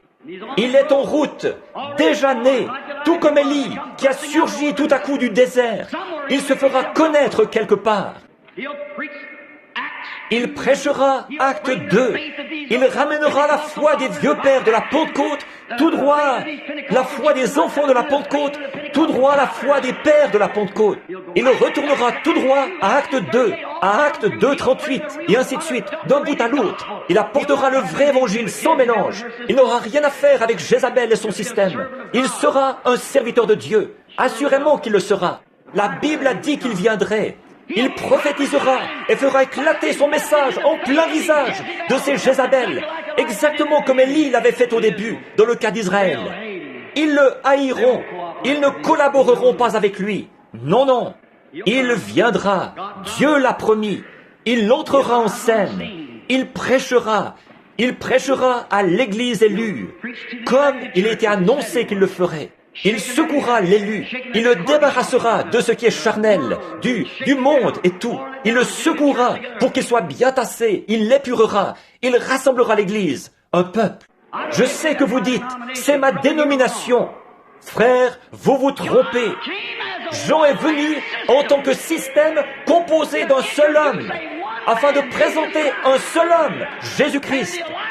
Et cet Élie ne sera pas un système, ce sera un homme. C'est ce que Jésus a dit. Ce sera un seul homme, loin du Saint-Esprit. Et il ne présentera pas 3 ou 4 dieux. Il en présentera un seul, le Seigneur Jésus-Christ. En effet, son message va secouer les enfants de la Pentecôte pour les ramener de nouveau à la foi des pères. Souvenez-vous, frères, si je dis ces choses pour être méchant, j'ai besoin d'être à l'autel. Je vous dis, l'ainsi dit le Seigneur. Si Dieu n'a pas confirmé que je vous ai dit la vérité partout dans le pays, partout dans le monde, dans ce cas, dites-moi où il y a eu erreur. Je vous dis la vérité. Revenez à Dieu. Faites vite. Sortez de ces systèmes. Parce que la Bible dit, dans le livre de l'Apocalypse, que la hiérarchie catholique romaine était une prostituée. Et qu'elle était la mère des impudiques. Ça, qu'est-ce que c'est? Des églises, des systèmes. Et d'où est venue l'église méthodiste? D'où est venue l'église luthérienne? D'où les méthodistes, les baptistes? D'où est-ce que toutes les organisations sont venues? Dieu n'a jamais organisé aucune église. L'Église catholique affirme qu'elle a eu son origine là-bas, que Jésus a organisé l'Église. Je veux qu'on me donne la page de l'histoire ou la page de la Bible. Il n'y a jamais eu d'organisation avant 306 ans après la mort du dernier apôtre. Et c'est alors qu'ils ont formé le Concile de Nicée et qu'ils ont fait une organisation. Et quand Luther est sorti, il était un grand homme de Dieu. Mais tout de suite après son départ, ce petit groupe de gens-là est allé former une autre organisation. Alors le Saint-Esprit est venu sur John Wesley, qui n'en a jamais fait une organisation. Mais après son départ, alors eux en ont fait une organisation. Ensuite, le Saint-Esprit est venu avec les pentecôtistes et ils sont sortis des méthodistes. Et qu'est-ce qui s'est passé? Alors eux aussi, ils en ont fait une organisation. Mais il y aura un système composé d'un seul homme qui viendra, avec la puissance et l'onction d'Élie, pour accomplir cette prophétie. Alléluia! Il va secouer tout ça. Et souvenez-vous, il leur avait prophétisé et dit toutes ces choses. Et Dieu œuvrait avec lui. Mais son dernier message a été une attaque lancée sur la Maison Blanche. Ah oui! Quand Jean est venu, son dernier message à lui a été une attaque lancée sur la Maison Blanche de l'époque. Le dernier message d'Élie, quand il descendait la route ce matin-là, après avoir été là-bas dans la présence de Dieu, il descendait la route, le corps couvert de poils, sa tête chauve qui luisait, la barbe qui flottait au vent, ses petits yeux qui brillaient de la gloire de Dieu, son bâton à la main et le pas, tout ce qu'il y a de plus ferme. Qu'est-ce qu'il fait? Il arrive de Samarie, il se présente à la Maison Blanche et il dit « Ainsi dit le Seigneur ». Il n'avait peur de rien. Les églises l'avaient rejeté, les gens l'avaient rejeté, alors il va maintenant lancer sa dernière attaque sur la Maison Blanche. Ensuite, qu'est-ce qui est arrivé après ça? Écoutez! Après cette attaque-là, sa voix est restée silencieuse. Plus personne ne l'a entendu. Dieu l'a retiré de la scène. Il a dit, « Élie, tu as fait connaître ton message à tout Israël. C'est fait, ils le connaissent. Maintenant, viens, ici dans le désert. Éloigne-toi d'eux, sépare-toi d'eux, parce que je vais faire quelque chose. Je vais leur montrer ce qu'il en coûte de rejeter mon message. » Qu'est-ce qu'il y a eu? La guerre, la famine, la disette. Ainsi dit le Saint-Esprit. Regardez bien ce qui va venir. Regardez bien ce qui va suivre. Il y a eu une famine. Il y aura une famine. Oh, peut-être pas de pain, mais d'entendre la parole de Dieu et sa vérité.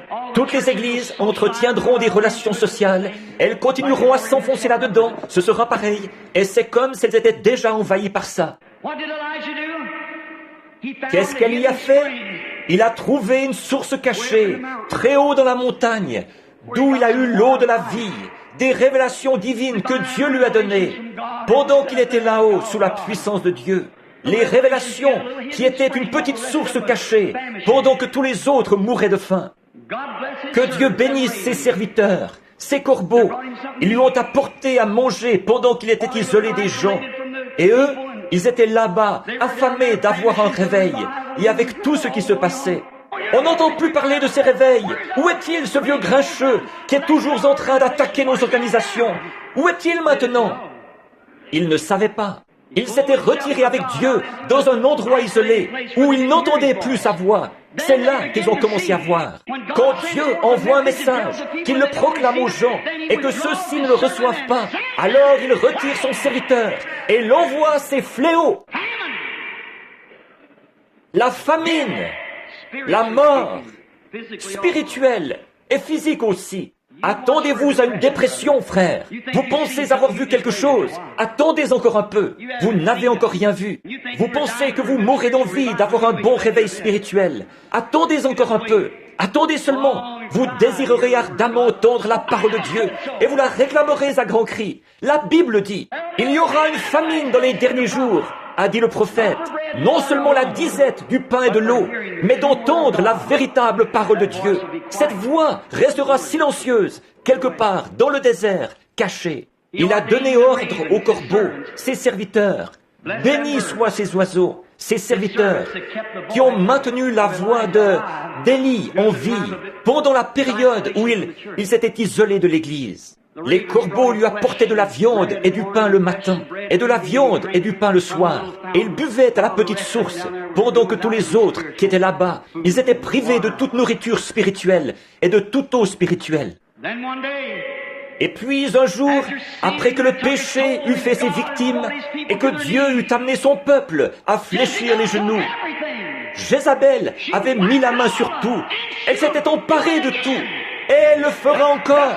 C'est ainsi dit la Sainte Bible de Dieu. Elle le fera encore. Elle est là, sur le trône, maintenant même, derrière l'homme de paille. Elle fait tout ce qu'elle veut. Personne ne va l'arrêter. C'est sûr, personne ne va l'arrêter maintenant. En effet, ce qu'ils n'avaient pas réussi à obtenir dans les cercles religieux, c'est par la politique qu'ils ont introduit tout ça. Et c'est comme ça qu'ils y sont arrivés. Ah oui, c'est exactement ça qu'ils ont fait. Et la politique va servir à un boycottage. Et on va se retrouver avec la marque de la bête, aussi sûr que je suis ici devant vous. Voyez-vous, comme la Bible dit. Je sais qu'il se fait tard, je vais me dépêcher. J'aurai une dernière chose à ajouter, si le Seigneur me le permet. Regardez bien, Élie est resté là-haut, tant que Dieu ne l'a pas envoyé ailleurs. Il ne faisait pas de réunion de réveil. Il ne prêchait pas contre quoi que ce soit.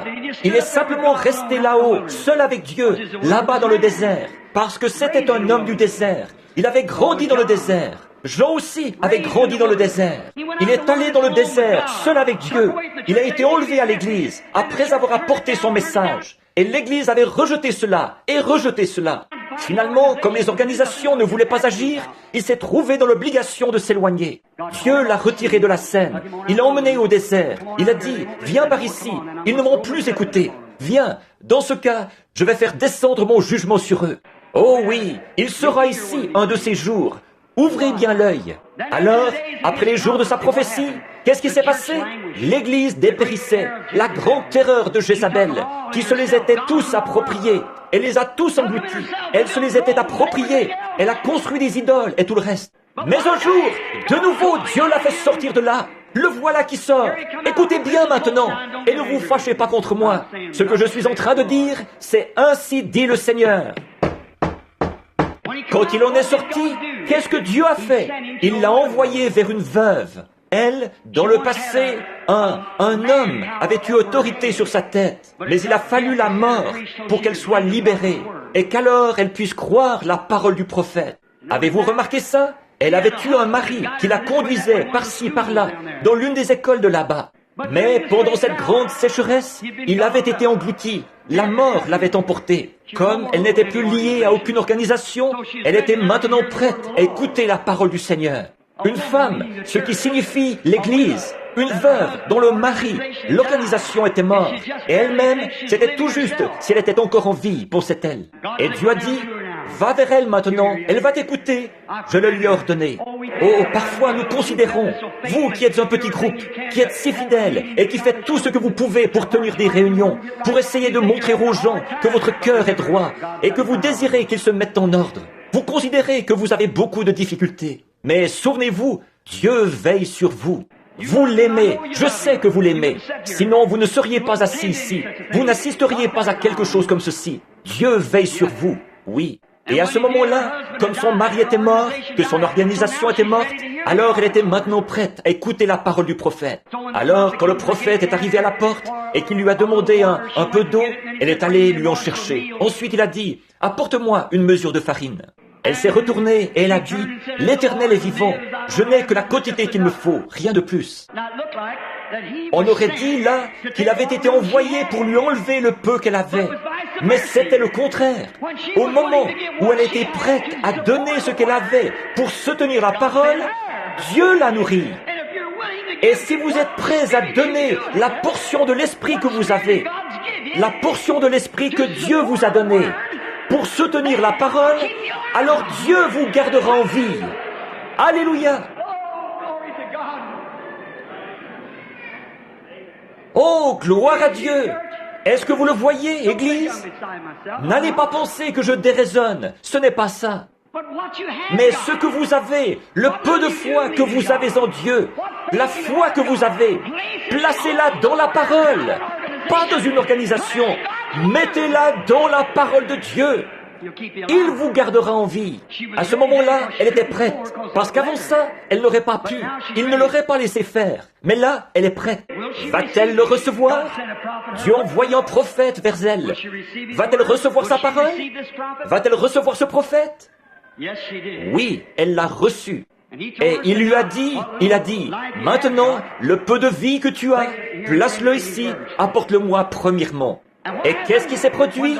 Pendant que le reste du monde était en train de dépérir et de mourir de faim, elle et ses enfants et sa famille, tous, ils mangeaient 3 bons repas par jour. La révélation divine de la parole. J'espère que vous le voyez, mon ami. Qu'est-ce qui s'est passé? Il est resté là jusqu'à ce que la famine soit terminée. Il a vécu chez cette femme, cette église, qui l'avait accueilli et qui avait cru sa parole. Et il l'a gardée en vie, gardé l'église en vie, par la parole du Seigneur. Parce qu'il avait dit, ainsi dit le Seigneur. Bon, nous n'avons pas le temps de prendre le reste de l'histoire. Vous savez, alors qu'il a dû en venir à une épreuve de force avec Baal. Il le fera un de ces jours. Ne vous en faites pas. Quand d'un pas décidé, il sortira du désert. Regardez bien ce qui se produira. Qu'est-ce qui s'est passé? Alors, quand ce brave vieil Élie, le prophète, un véritable serviteur de Dieu, est arrivé au bout du chemin, Dieu lui a dit, un jour, il a dit, Élie, maintenant tu as prêché assez longtemps, tu as combattu Jézabel et tout son peinturlurage et toutes ces choses, à tel point que tu en as assez de tout ça. Il a dit, viens au Jourdain. Et il y va, il descend au Jourdain. Là, le vieux fleuve boueux s'agitait là-bas, cette eau froide, glacée, ce que tout homme doit affronter. Le Jourdain, la mort. Mais quand ce grand serviteur de Dieu est descendu au Jourdain et que son fils marchait à ses côtés, son fils dans l'Évangile, oh oui, c'était son fils, mon père, chars d'Israël et leur cavalerie. Quand lui et son fils sont descendus bras dessus, bras dessous au Jourdain, il regardait partir son papa ce matin-là. Quand il est arrivé au Jourdain, il a pris ce manteau de puissance qu'il avait sur les épaules. Il a dit, « Mort, tu ne peux rien me faire. » Et il a frappé le Jourdain. « Écarte-toi, je traverse ce matin. » Qu'est-ce qui s'est passé? Le Jourdain s'est retiré et il est devenu sec comme de la poudre. Qu'est-ce que le vieux prophète faisait? Il regardait de l'autre côté du Jourdain. Il savait qu'un char l'attendait là-bas avec les chevaux. Il allait rentrer à la maison. Son travail était terminé. Son fils dans l'Évangile allait prendre sa place. L'autre jour, je revenais chez moi de l'Ouest. Ça me vient à l'esprit. J'ai allumé la radio. J'avais 3 jours de route à faire en voiture. 2400 milles. Tout seul. J'ai allumé la radio et j'écoutais des chants religieux diffusés à partir de Del Rio, au Texas. Un homme racontait quelque chose au sujet d'un vieil homme de couleur, un noir.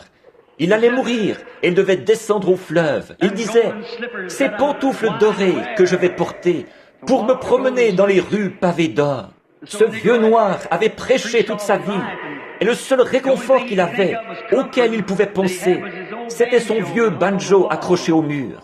Il s'asseyait sur les balles de coton et il jouait les cantiques. Il se délassait des tâches de son ministère avec son vieux banjo. C'était sa façon de se détendre. Il disait que ce vieux cheval écourté qu'il menait autrefois, il serait là-bas avec le char. Je pensais à ces choses. Il disait, « Oh, ces pantoufles dorées que je vais porter pour me promener dans les rues pavées d'or. » Quand il a eu fini de chanter, j'ai éteint la radio et je roulais, j'étais au volant. Oh, c'est bien vrai ça. Moi aussi, je devrais y descendre. Qu'est-ce qui m'a donné du réconfort? Où est-ce que je trouve mon réconfort dans le désert? J'ai une petite carabine qui s'appelle « Je m'en sers à la chasse en automne ». C'est une 270. Une Remington de modèle 721. Un homme, un frère me l'a offerte en Californie il y a des années. Ça fait bien des années que je m'en sers à la chasse. Quel réconfort elle a été pour moi, parce que je sais que c'est un bon fusil de chasse. C'est mon réconfort dans le désert. Ensuite, j'ai pensé à la vision que j'avais eue. Quand je suis arrivé là-bas et que j'ai vu tous les miens, j'ai entendu un doux hennissement et mon petit prince, mon petit cheval de selle, est arrivé et il a appuyé sa tête contre mon épaule. Je me suis dit, Et oui, un de ces 4 matins, moi aussi, je descendrai au Jourdain. Et la vieille 270 dont autrefois elle est accrochée au mur. Je ne l'en ai pas décrochée depuis l'automne dernier. Le petit cheval de sel que je montais autrefois, Dieu l'aura attelé à mon char le matin où je descendrai au fleuve. Il sera juste là, de l'autre côté du fleuve. Dieu l'y enverra. Je l'ai vu l'autre nuit. Il sera attelé à mon char un de ces 4 matins. Je ne serai plus là. Je monterai dans les nuées. Prions. Oh, que vienne cette puissance de Dieu, dont je me réjouirai en me promenant dans les rues pavées d'or. Là-bas, la vieille carabine qui est maintenant accrochée au mur, à ce moment-là, je n'en aurai plus besoin. Je me demande si, quand mon char à moi arrivera, si mon petit cheval de sel que j'ai vu en vision sera attelé à mon char ce matin-là, quand je serai là-bas, près du fleuve. Je l'espère. Je veux être enlevé. Je veux que l'Église aussi monte comme ça. C'est ce que je veux pour chacun de vous. Voudriez-vous en être sûr au moment où vous descendrez au Jourdain? Voulez-vous abandonner les systèmes impies de ce monde et recevoir Jésus-Christ comme votre sauveur? Si vous n'êtes pas chrétien, voudriez-vous lever la main pour dire « Priez pour moi, frère Branham, quand moi j'arriverai au Jourdain. Que Dieu vous bénisse. Que Dieu vous bénisse. » Quand je descendrai au Jourdain, je veux prendre la puissance du Saint-Esprit qui est sur moi, en frapper les eaux froides et traverser. Comment pouvez-vous rester assis là, à écouter une prédication comme celle-là, sous une onction du Saint-Esprit comme celle-là, en sachant que le Saint-Esprit me signale l'état dans lequel vous êtes, et ne pas lever la main? Ça montre que le moment est venu de partir pour le désert. Est-ce qu'il y aurait quelqu'un, avant que nous prions, une autre personne? 2 personnes ont levé la main. 3, que Dieu te bénisse, fiston. Notre Père Céleste, 3, ce sera merveilleux, Seigneur, s'ils se retrouvent là ce jour-là. Je prie qu'ils y soient, Seigneur. Ils ont levé la main parce qu'ils sont convaincus que les systèmes de ce monde sont en train de mourir et que les voix de la parole de Dieu, bientôt ce sera quelque chose de difficile à trouver. Dieu les retirera de l'Église. Le cri, l'appel de l'époux va bientôt se retirer et le système de Jézabel va l'étouffer. Par contre, eux, ils veulent vivre près de cette source cachée, comme Élie, pour être gardés pendant le temps de la famine. Ô Dieu, donne-leur le Saint-Esprit maintenant, remplis leur cœur de joie et de paix, et dirige leurs pensées vers la parole de Dieu, afin qu'ils vivent maintenant et désormais pour toujours. Bénis-les, Père, ils sont à toi, par Jésus-Christ notre Seigneur. Avec nos têtes inclinées, ceux qui ont levé la main et qui veulent accepter Christ, voudriez-vous vous lever un petit instant pendant que je prie pour chacun de vous individuellement? Levez-vous simplement. Ô Dieu, aurais-je échoué? Même les 3 qui avaient levé la main n'étaient pas assez convaincus pour se lever, pour accepter la chose même qu'ils avaient faite. Seigneur Jésus, je remets tout cela entre tes mains. J'ai prêché ta parole et je n'ai fait aucun compromis. Maintenant, je quitte cette maison. Je la leur laisse, Père. Agis comme tu le jugeras bon. Et avec l'Église et avec ton serviteur, tout est entre tes mains. Père, je prie que tu sauves les perdus, que tu rassasies de bien les gens au cœur affamé, que tu donnes la vie éternelle à ceux qui ont soif, que tu suscites tes serviteurs pour qu'ils proclament le message, que tu donnes la guérison aux malades et aux affligés, que tu en reçoives la gloire, car je te remets mon être ainsi que ta parole. Et dans ma main, dans mon cœur et dans ma pensée, écris tes lois, par Jésus-Christ, notre Seigneur. Amen.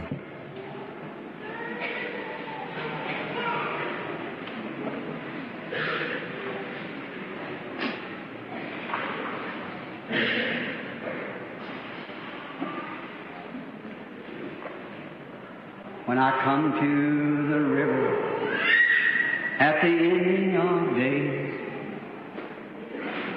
I don't want to sing that. Quand j'arriverai au fleuve à la fin du jour, Je ne chanterai pas ça. There'll be somebody. Que semble-t-il? Tous mes amis auront disparu. Quelqu'un m'attendra pour me montrer le chemin. Je n'aurai pas à traverser le Jourdain tout seul. Tu as distribué des cartes de prière, Bill? J'ai le cœur gros. Qu'est-ce que tu as distribué aujourd'hui? Les B? Tu as distribué des A aussi, n'est-ce pas? Très bien, on va les appeler. Les B en premier, de 1 à... La carte de prière B numéro 1. Nous allons prier pour vos maladies. B numéro 1, qui a celle-là? La carte de prière B numéro 1. Quelqu'un là-bas, tout au fond? Venez, madame. B numéro 2, levez la main. Cette dame-là? Numéro 3, B numéro 3. Pourriez-vous, s'il vous plaît, lever la main pour que je vois où c'est? 3. Numéro 4, B numéro 4. B numéro 5. Pourriez-vous, s'il vous plaît, lever la main? B numéro 5. Cet homme-là? Très bien. 6, 7, 8, 9, 10, 11, 12, 13, 14, 15. Bon, tenez, finalement, que tous les B se lèvent à ce moment-là, ce sera réglé. Tous les missionnaires qui œuvrent sur le champ de travail, où qu'ils soient. Toutes les cartes de prière B, levez-vous et venez vous placer par ordre de numéro. Bon, les suivantes, c'était quoi? Les A? Qui a la carte de prière A? 1. A1, où est-elle? Sûrement qu'elle est ici. A1. Ça fait 2 jours, ou plutôt 3 jours maintenant, qu'on en distribue. Alors il se pourrait que les gens ne soient pas ici. Tous ceux qui ont les cartes de prière A, maintenant, mettez-vous en file par ici. Allez vous placer contre le mur, là-bas, avec respect. Je voudrais parler à ceux d'entre vous qui n'ont pas de carte de prière pendant un instant, avant de commencer la ligne.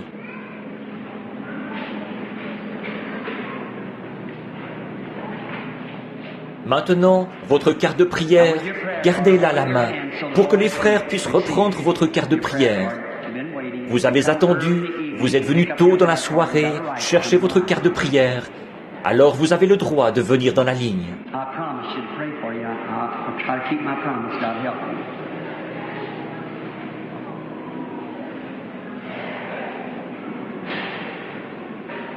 Je vous ai promis de prier pour vous.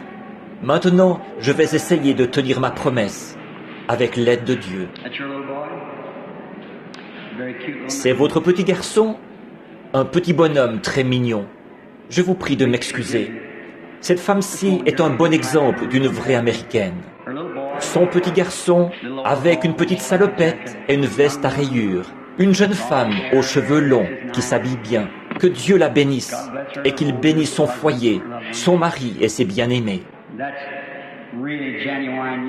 Ça, c'est vraiment les USA authentiques, avec le christianisme écrit au-dessus. Puisse notre pays demeurer longtemps comme ça. Excusez-moi, madame, d'avoir dit ça, mais c'est que pour que les gens voient quelle est, selon moi, l'apparence d'une chrétienne. Pas de manucure, de ce genre de choses-là, une dame, tout simplement.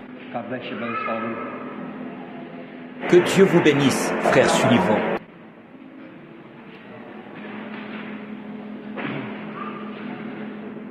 Le grand médecin, si vous le voulez bien.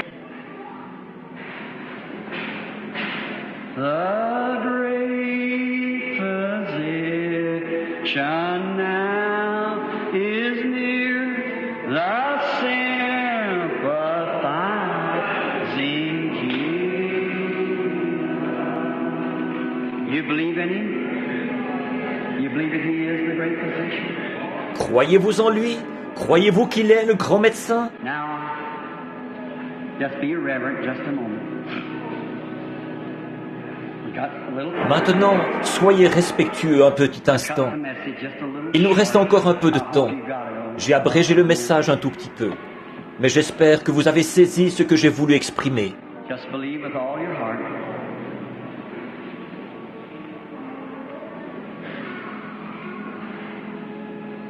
And they all get lined up. Somebody back there lining people up. Okay? What's that?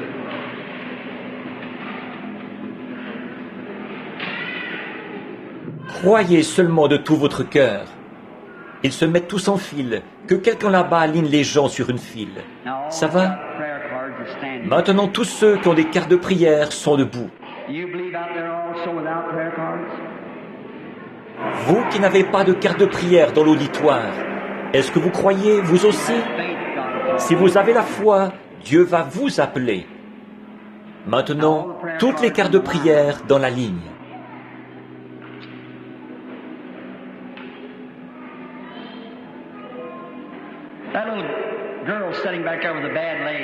La petite fille assise là-bas, qui a une jambe malade, ici sur...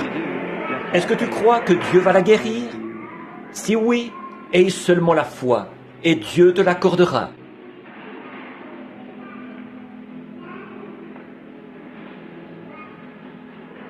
Think your sick father will get all right? You believe? Pensez-vous que votre père, qui est malade, va se rétablir? Si vous croyez, cela vous sera accordé.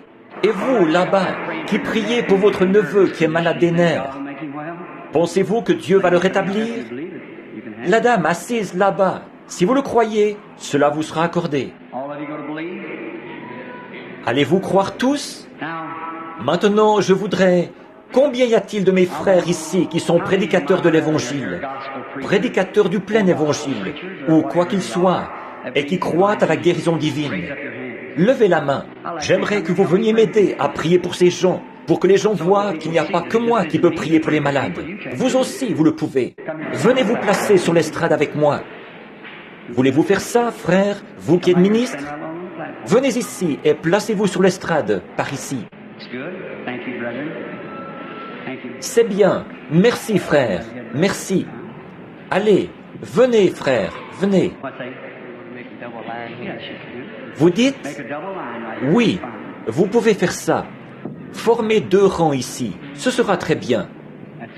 C'est bien. Maintenant, tournez-vous de l'autre côté, frère. Tournez-vous de ce côté-ci. Je vais faire passer les gens par ici. Maintenant, que quelques-uns d'entre vous viennent de ce côté-ci, près de moi, juste ici. Placez-vous de ce côté-ci. C'est ça. Maintenant, je m'adresse à l'auditoire. Vous voyez ces braves hommes qui sont ici? Ce sont des hommes qui acceptent de venir se placer ici, prendre position pour ce même évangile que moi, je prêche. Voyez? Ils sont venus ici parce qu'ils y croient. Maintenant, vous devriez être fiers de votre pasteur qui accepte de venir sur cette estrade. Une prédication énergique, dure à entendre. Ce sont des hommes qui ont une révélation, qui savent que ce n'est pas contre l'homme que je suis. C'est que parfois, nous nous faisons piéger par des systèmes qui nous rendent... C'est contre les systèmes que nous sommes, pas contre l'homme, le serviteur de Dieu. Maintenant, si nous opérions le discernement pour tous ceux qui sont ici, d'après vous, combien de temps est-ce que je serai ici? Je m'effondrerai après environ 6, 5 ou 6, 10, un peu plus, peut-être la moitié, le quart de la ligne, et je serai vidé. Les autres, on ne prierait pas pour eux. Nous ne pouvons pas faire ça. Et alors que... Mais vous n'avez pas besoin d'avoir ça. Vous savez quel est votre problème. Vous savez ce que vous avez fait. Maintenant, confessez vos péchés. Si qui que ce soit parmi vous, là, a le moindre doute dans son cœur, débarrassez-vous-en tout de suite et demandez à Dieu de vous pardonner. Si vous n'êtes pas en règle avec Dieu, demandez à Dieu de vous pardonner. Si vous ne le faites pas et que vous n'êtes pas en règle avec Dieu, ça ne vous donnera absolument rien de passer dans la ligne. Vous ne ferez que perdre votre temps. C'est vrai. Bon, est-ce vrai, frère? C'est vrai. Regardez, voici frère Kidd, debout ici. Mes pneus ont failli lâcher quand j'ai filé à toute allure pour me rendre auprès de lui, il y a 1 an ou 2. Il se mourait du cancer. Il allait mourir le jour même. Sa femme m'a dit, elle disait, faites vite. Elle disait, il est en train de mourir maintenant même. Quand je suis arrivé là-bas, le Seigneur l'a guéri. Et le voici, il est encore debout. Je pense qu'il a repris beaucoup de poids et tout. Un vieux vétéran de cette époque-là, vous savez, c'est de ce genre d'homme-là que je parlais, il y a des années, qui prêchait et qui s'en tenait strictement à cette parole, et dont les gens se moquaient. Lui et sa femme, ils marchaient sur la voie ferrée et tout le reste, et là-haut dans les montagnes et dans les mines de charbon, et on les chassait, on les jetait en prison et tout le reste. C'est ça, l'homme qui a combattu pour remporter le prix. C'est ce genre d'homme-là. Maintenant, frère, je vous dirai ceci. Probablement que vous n'aurez pas l'esprit de discernement. Ça, ce n'est pas indispensable. Voyez-vous, ce n'est pas nécessaire. Avant toute chose, vous êtes un homme de la parole. Vous êtes bien meilleur, de bien meilleurs prédicateurs que moi. Parce que moi, je ne suis pas un prédicateur extraordinaire. Mais vous êtes loin. Tout homme qui a été appelé à prêcher l'Évangile a été appelé à guérir les malades. La consigne générale, c'est « aller par tout le monde et prêcher l'Évangile à toute la création. Celui qui croira et qui sera baptisé sera sauvé. » Voici les signes qui accompagneront ceux qui auront cru. S'ils imposent les mains aux malades, et ainsi de suite, les malades seront guéris. Si vous avez été appelé à être ministre de l'Évangile, vous avez été appelé à prier pour les malades. Et la raison pour laquelle je fais ceci, c'est pour que cet auditoire, afin qu'ils voient qu'ils n'ont pas à attendre quelqu'un de spécial, Oral Roberts, Tommy Hicks, Tommy Osborne, moi-même, que quelqu'un passe par là pour faire un service de guérison. Je veux qu'ils voient que vous êtes des hommes de Dieu. Voyez, vous êtes des hommes, vous avez le droit d'imposer les mains à tous ces gens-là, autant que moi ou que n'importe qui d'autre. Après tout, frères, vous savez tous, comme ministres, que c'est leur propre foi en Dieu qui accomplit l'œuvre. Pas vrai? Tout ce que nous faisons, c'est de prier pour eux. Bon, direz-vous, frère Branham, est-ce que le Saint-Esprit est là avec vous? Certainement, oui, monsieur. Maintenant, vous qui êtes dans la ligne là, si vous croyez de tout votre cœur que Dieu va vous guérir, levez la main pour dire « Je vais l'accepter ». Maintenant, venez, que cette dame vienne par ici. Je ne vous connais pas, je ne vous ai jamais vu. Si le Saint-Esprit m'indique, alors que mes frères sont ici, dans cette présence, comme ceci, ils sont tous debout autour de moi. Et ce n'est pas tout, mes frères sont ici, et mon Seigneur est ici. Il est leur Seigneur à eux aussi. Maintenant, s'il m'indique un problème que vous avez, quel est votre problème? Vous saurez si c'est la vérité ou pas. Je veux que l'auditoire, je veux que les gens qui sont là voient que le Saint-Esprit est ici sur l'estrade pour donner le discernement. Mais ça ne guérit personne. Mais s'il m'indique quelque chose à votre sujet, dont vous savez que j'ignore tout comme c'était arrivé à la femme au puits, ce n'est pas le même cas, mais je veux dire un homme et une femme qui se rencontrent pour la première fois. Jésus, un homme d'âge mûr, et cette femme était probablement une jeune femme, peut-être comme vous. Et s'il veut bien, s'il peut me dire la raison pour laquelle vous êtes ici, quel est votre problème? Croirez-vous que ce serait forcément l'action de son esprit? Est-ce que vous, les frères, vous croirez ça? Que c'est ce même Seigneur Jésus qui est ici? Vous, l'auditoire, croirez-vous la même chose? Vous qui êtes dans la ligne de prière, est-ce que vous croirez la même chose?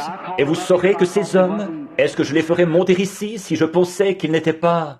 Après avoir prêché comme ça, et avoir dit les choses que j'ai dites, ensuite je ferais monter ici des hommes qui ne seraient pas dignes? Je ne ferais pas ça. J'irais à l'encontre même de ce pourquoi je combats. Voyez, je crois en eux. Je crois que ce sont des hommes de Dieu. Maintenant, voyez si le Saint-Esprit est tout près. Je veux simplement parler avec vous. J'essaye. Vous dites, qu'est-ce que vous faites, frère Branham? La même chose que ce que Jésus avait fait avec cette femme-là. Il lui avait dit, apporte-moi à boire. Il voulait simplement lui parler pendant un instant pour découvrir quel était son problème. Votre problème, c'est la nervosité. C'est de ça que vous souffrez. Si c'est exact, levez la main. Or, ça ne se voit pas du tout, n'est-ce pas, frère? Pas du tout. Mais c'est ça son problème. Il y a longtemps qu'elle est comme ça. Vous vous faites toujours du mauvais sang, en anticipant des choses, et tout. C'est vrai, c'est votre tempérament. Vous êtes tout simplement faite comme ça. Vous êtes nerveuse. Vous vous imaginez toujours qu'il va arriver quelque chose, et ça n'arrive pas. Parfois, le diable vous dit qu'il n'y a rien de vrai là-dedans, que vous êtes rétrograde, que vous avez franchi la ligne. Je ne lis pas dans votre pensée, mais je lis ce que, en ce moment, je sais de quoi il vous a parlé, parce que je vois ce qui a traversé votre esprit. Or, Jésus connaissait leurs pensées, pas vrai? Eh bien, c'est ce qui vient de se passer à l'instant même, pas vrai? Tenez, je vais vous dire quelque chose, pour que vous sachiez. En fait, vous vous teniez ici pour une autre personne. C'est exact, c'est ça qu'il y a, voyez-vous. Jusque-là, vous n'aviez pas vraiment saisi. Maintenant, si le Seigneur me révèle la raison pour laquelle vous vous tenez ici, pour cette autre personne, croirez-vous que je suis son prophète? C'est pour votre mère. Croyez-vous que Dieu peut me dire quel est son problème? Eh bien, elle souffre du cœur. Elle fait de l'hypertension. Elle a des calculs biliaires, des complications. C'est exact, n'est-ce pas? Voyez? Or ça, c'est le Saint-Esprit, n'est-ce pas? Alors, il y a quelque chose ici, sur moi et sur ses frères. Voyez? quelque chose qui est ici maintenant, le Saint-Esprit. Maintenant, croyez, vous, pendant que nous ferons défiler la ligne. Courbons tous la tête pendant que nous prions pour ces gens.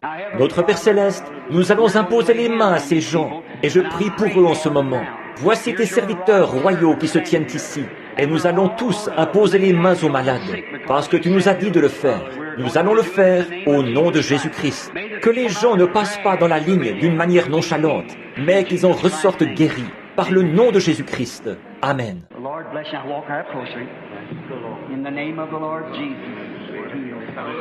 Que le Seigneur vous bénisse. Maintenant, approchez-vous tout simplement. Au nom du Seigneur Jésus, guéris. Au nom du Seigneur Jésus, guéris mon frère. Au nom du Seigneur Jésus, guéris ma sœur. Bon, un petit instant, voyez-vous, frères, sœurs, comment se fait-il que vous vous réjouissiez quand cette femme, quand il y a eu le discernement, mais quand les autres passent dans la ligne, il n'y a aucune réaction. Les gens passent dans la ligne, eh bien, il n'y a pas eu de discernement pour moi, eh bien, alors je n'ai rien reçu. Ça n'a aucun rapport, ça. Il est ici, quand même, voyez? Quand vous passez ici dans la ligne, venez avec vos mains levées en disant « Merci Seigneur Jésus, je t'accepte comme mon guérisseur. » Et je vais repartir en ayant reçu cela tout simplement. L'un de ces hommes-là va me baptiser. Je vais descendre tout de suite dans le bassin rempli d'eau, me faire baptiser, et ressortir de là en sachant que tu as promis que je recevrai le Saint-Esprit. Voyez-vous ça? Le discernement est encore ici. C'est encore ici, exactement comme... Tenez, lequel est-ce? Cet homme-ci, je vous suis inconnu, n'est-ce pas, monsieur? Je ne vous connais pas. Est-ce que, si Dieu me dit quel est votre problème, est-ce que vous croirez que je suis son prophète, son serviteur? Vous le croirez de tout votre cœur? Très bien, monsieur. Merci, monsieur. Voilà un très bon esprit. C'est très bien, ça. Après tout, vous vous tenez ici pour quelqu'un d'autre. C'est exact. C'est votre petit-fils. Il a la polio. Il est tombé l'autre jour. Il s'est cassé la jambe. C'est ainsi dit le Seigneur. Est-ce exact? C'est exact. Allez et croyez maintenant, et il se rétablira. Maintenant, venez avec la foi, tout le monde là, venez simplement.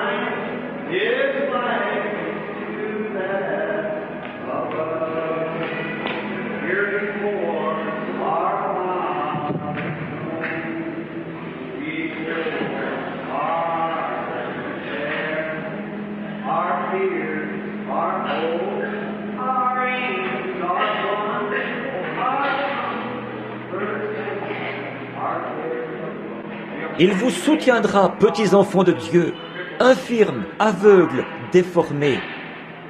Ministres de l'Évangile, vous savez que nous n'avons pas le pouvoir de guérir qui que ce soit. Mais notre grand Seigneur, nous savons qu'il est ici présent et qu'il peut produire les signes et condamner le démon qui vous a liés. Nous condamnons le démon. Nous condamnons cette cécité. Au nom de Jésus-Christ, le Fils de Dieu, nous demandons à Dieu de leur donner la foi pour qu'ils croient que la prière de la foi a sauvé les malades, que Dieu les relèvera et qu'ils retrouveront la santé. Accorde-le, Dieu Tout-Puissant, par le nom de Jésus-Christ.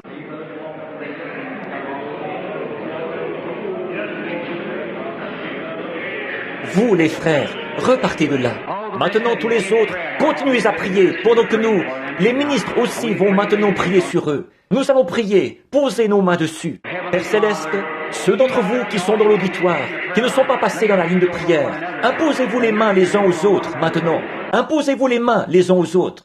Notre Père Céleste, nous amenons devant toi cet auditoire. Alors que nous terminons ce service et cette campagne, sous la bannière de Jésus-Christ, le grand souverain sacrificateur, loin de Dieu, Emmanuel qui se tient là, ressuscité des morts, qui est toujours vivant pour intercéder. Sa grande présence est maintenant avec nous, sa sainte puissance est sur nous, pour nous donner d'avoir des visions, de prophétiser, d'imposer les mains aux malades. La parole infaillible de Dieu ne pourra jamais retourner à lui sans effet. Je condamne tout démon de maladie, tout pouvoir du péché, toute incrédulité, au nom de Jésus-Christ. Puisse tout cela s'envoler des gens et qu'ils soient rétablis. Bénis ces frères dans le ministère, Seigneur, alors qu'ils se sont rassemblés d'un même cœur et d'un même accord, et aussi tous les laïcs de l'Église. Ô Dieu Tout-Puissant, dans cette grande ville de Middletown dans l'Ohio, envoie, pour faire suite à ceci, Seigneur, un réveil qui se répandra de part et d'autre, alors que les os s'approcheront les uns des autres, Seigneur, avec des nerfs et de la peau, et que la puissance de Dieu suscite une Église unie, puissante, ici dans cette ville, qui aura un tel impact, une Église exemplaire, au point que d'un bout à l'autre du pays, des gens viendront dans cette ville pour y voir la puissance de Dieu. Accorde-le, Seigneur. Guéris les malades et les affligés, sauve les perdus et reçois-en la gloire. Accorde-le que tous ces mouchoirs et ces petits paquets qui ont été posés ici, je prie, Seigneur, alors que le Saint-Esprit est sur nous et qu'il est dans ce bâtiment en train de nous oindre, puisse chacun être guéri. Il est écrit dans la Bible que quand Israël était sur le sentier du devoir, en route vers le pays promis, que la mer Rouge leur barrait le passage. Et l'un des écrivains a dit, Dieu a abaissé les regards à travers cette colonne de feu, et la mer Rouge a pris peur et s'est retirée, et Israël s'est rendu dans le pays promis, qui avait été promis. Et maintenant c'est dans la Bible, c'est écrit, par-dessus toute chose, je souhaite que tu prospères côté santé.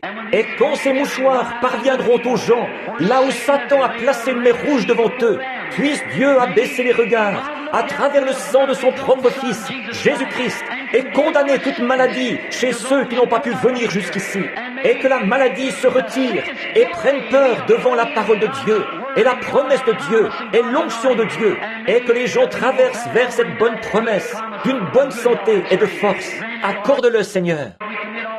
Et nous remettons tout cela entre tes mains, au nom de ton tendre Fils, notre Sauveur Jésus-Christ. Amen. Auditoire, devant celui qui nous connaît tous, devant celui qui nous a ressuscités, afin que nous soyons son patrimoine dans le monde, dans son Église. Que les riches bénédictions de Dieu soient sur vous tous, jusqu'à ce que nous nous revoyions. Notre prochain service, à ce que je sache, se fera au tabernacle, dimanche matin, le matin du dimanche de Pâques. Ensuite, je vais de là, j'irai dans l'Illinois. Dieu vous bénisse. Allez chacun à votre église. Allez à ces bonnes églises. Soyez tous d'un même cœur. Tenez-vous à la parole de Dieu. Vivez pour lui, car des choses horribles vous attendent. Souvenez-vous-en. Jusqu'à ce que nous nous revoyions, levons-nous et chantons.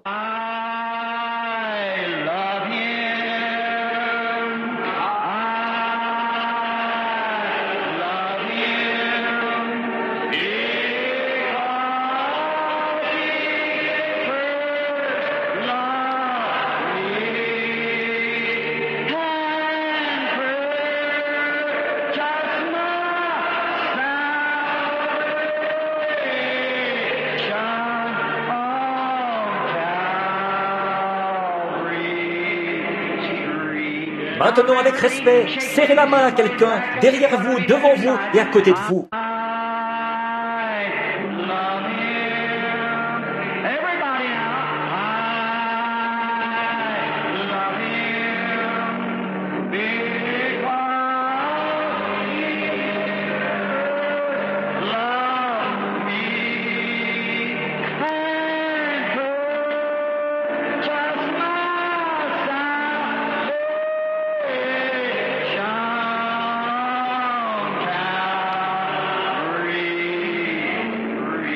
Maintenant, les mains levées vers Dieu, chantez très fort là, que tout le monde fasse retentir sa voix.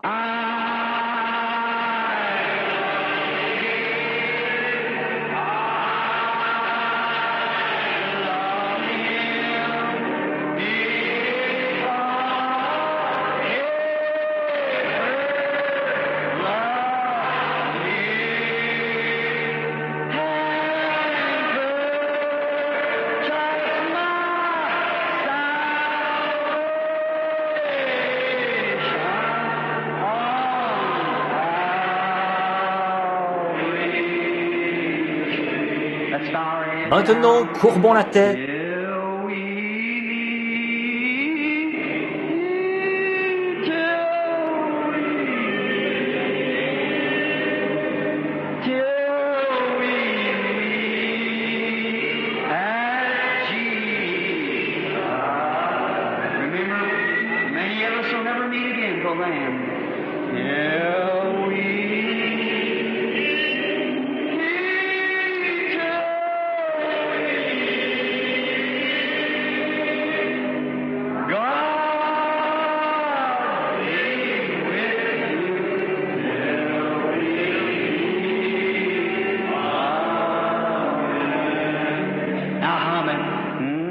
Maintenant, fredonnez-le.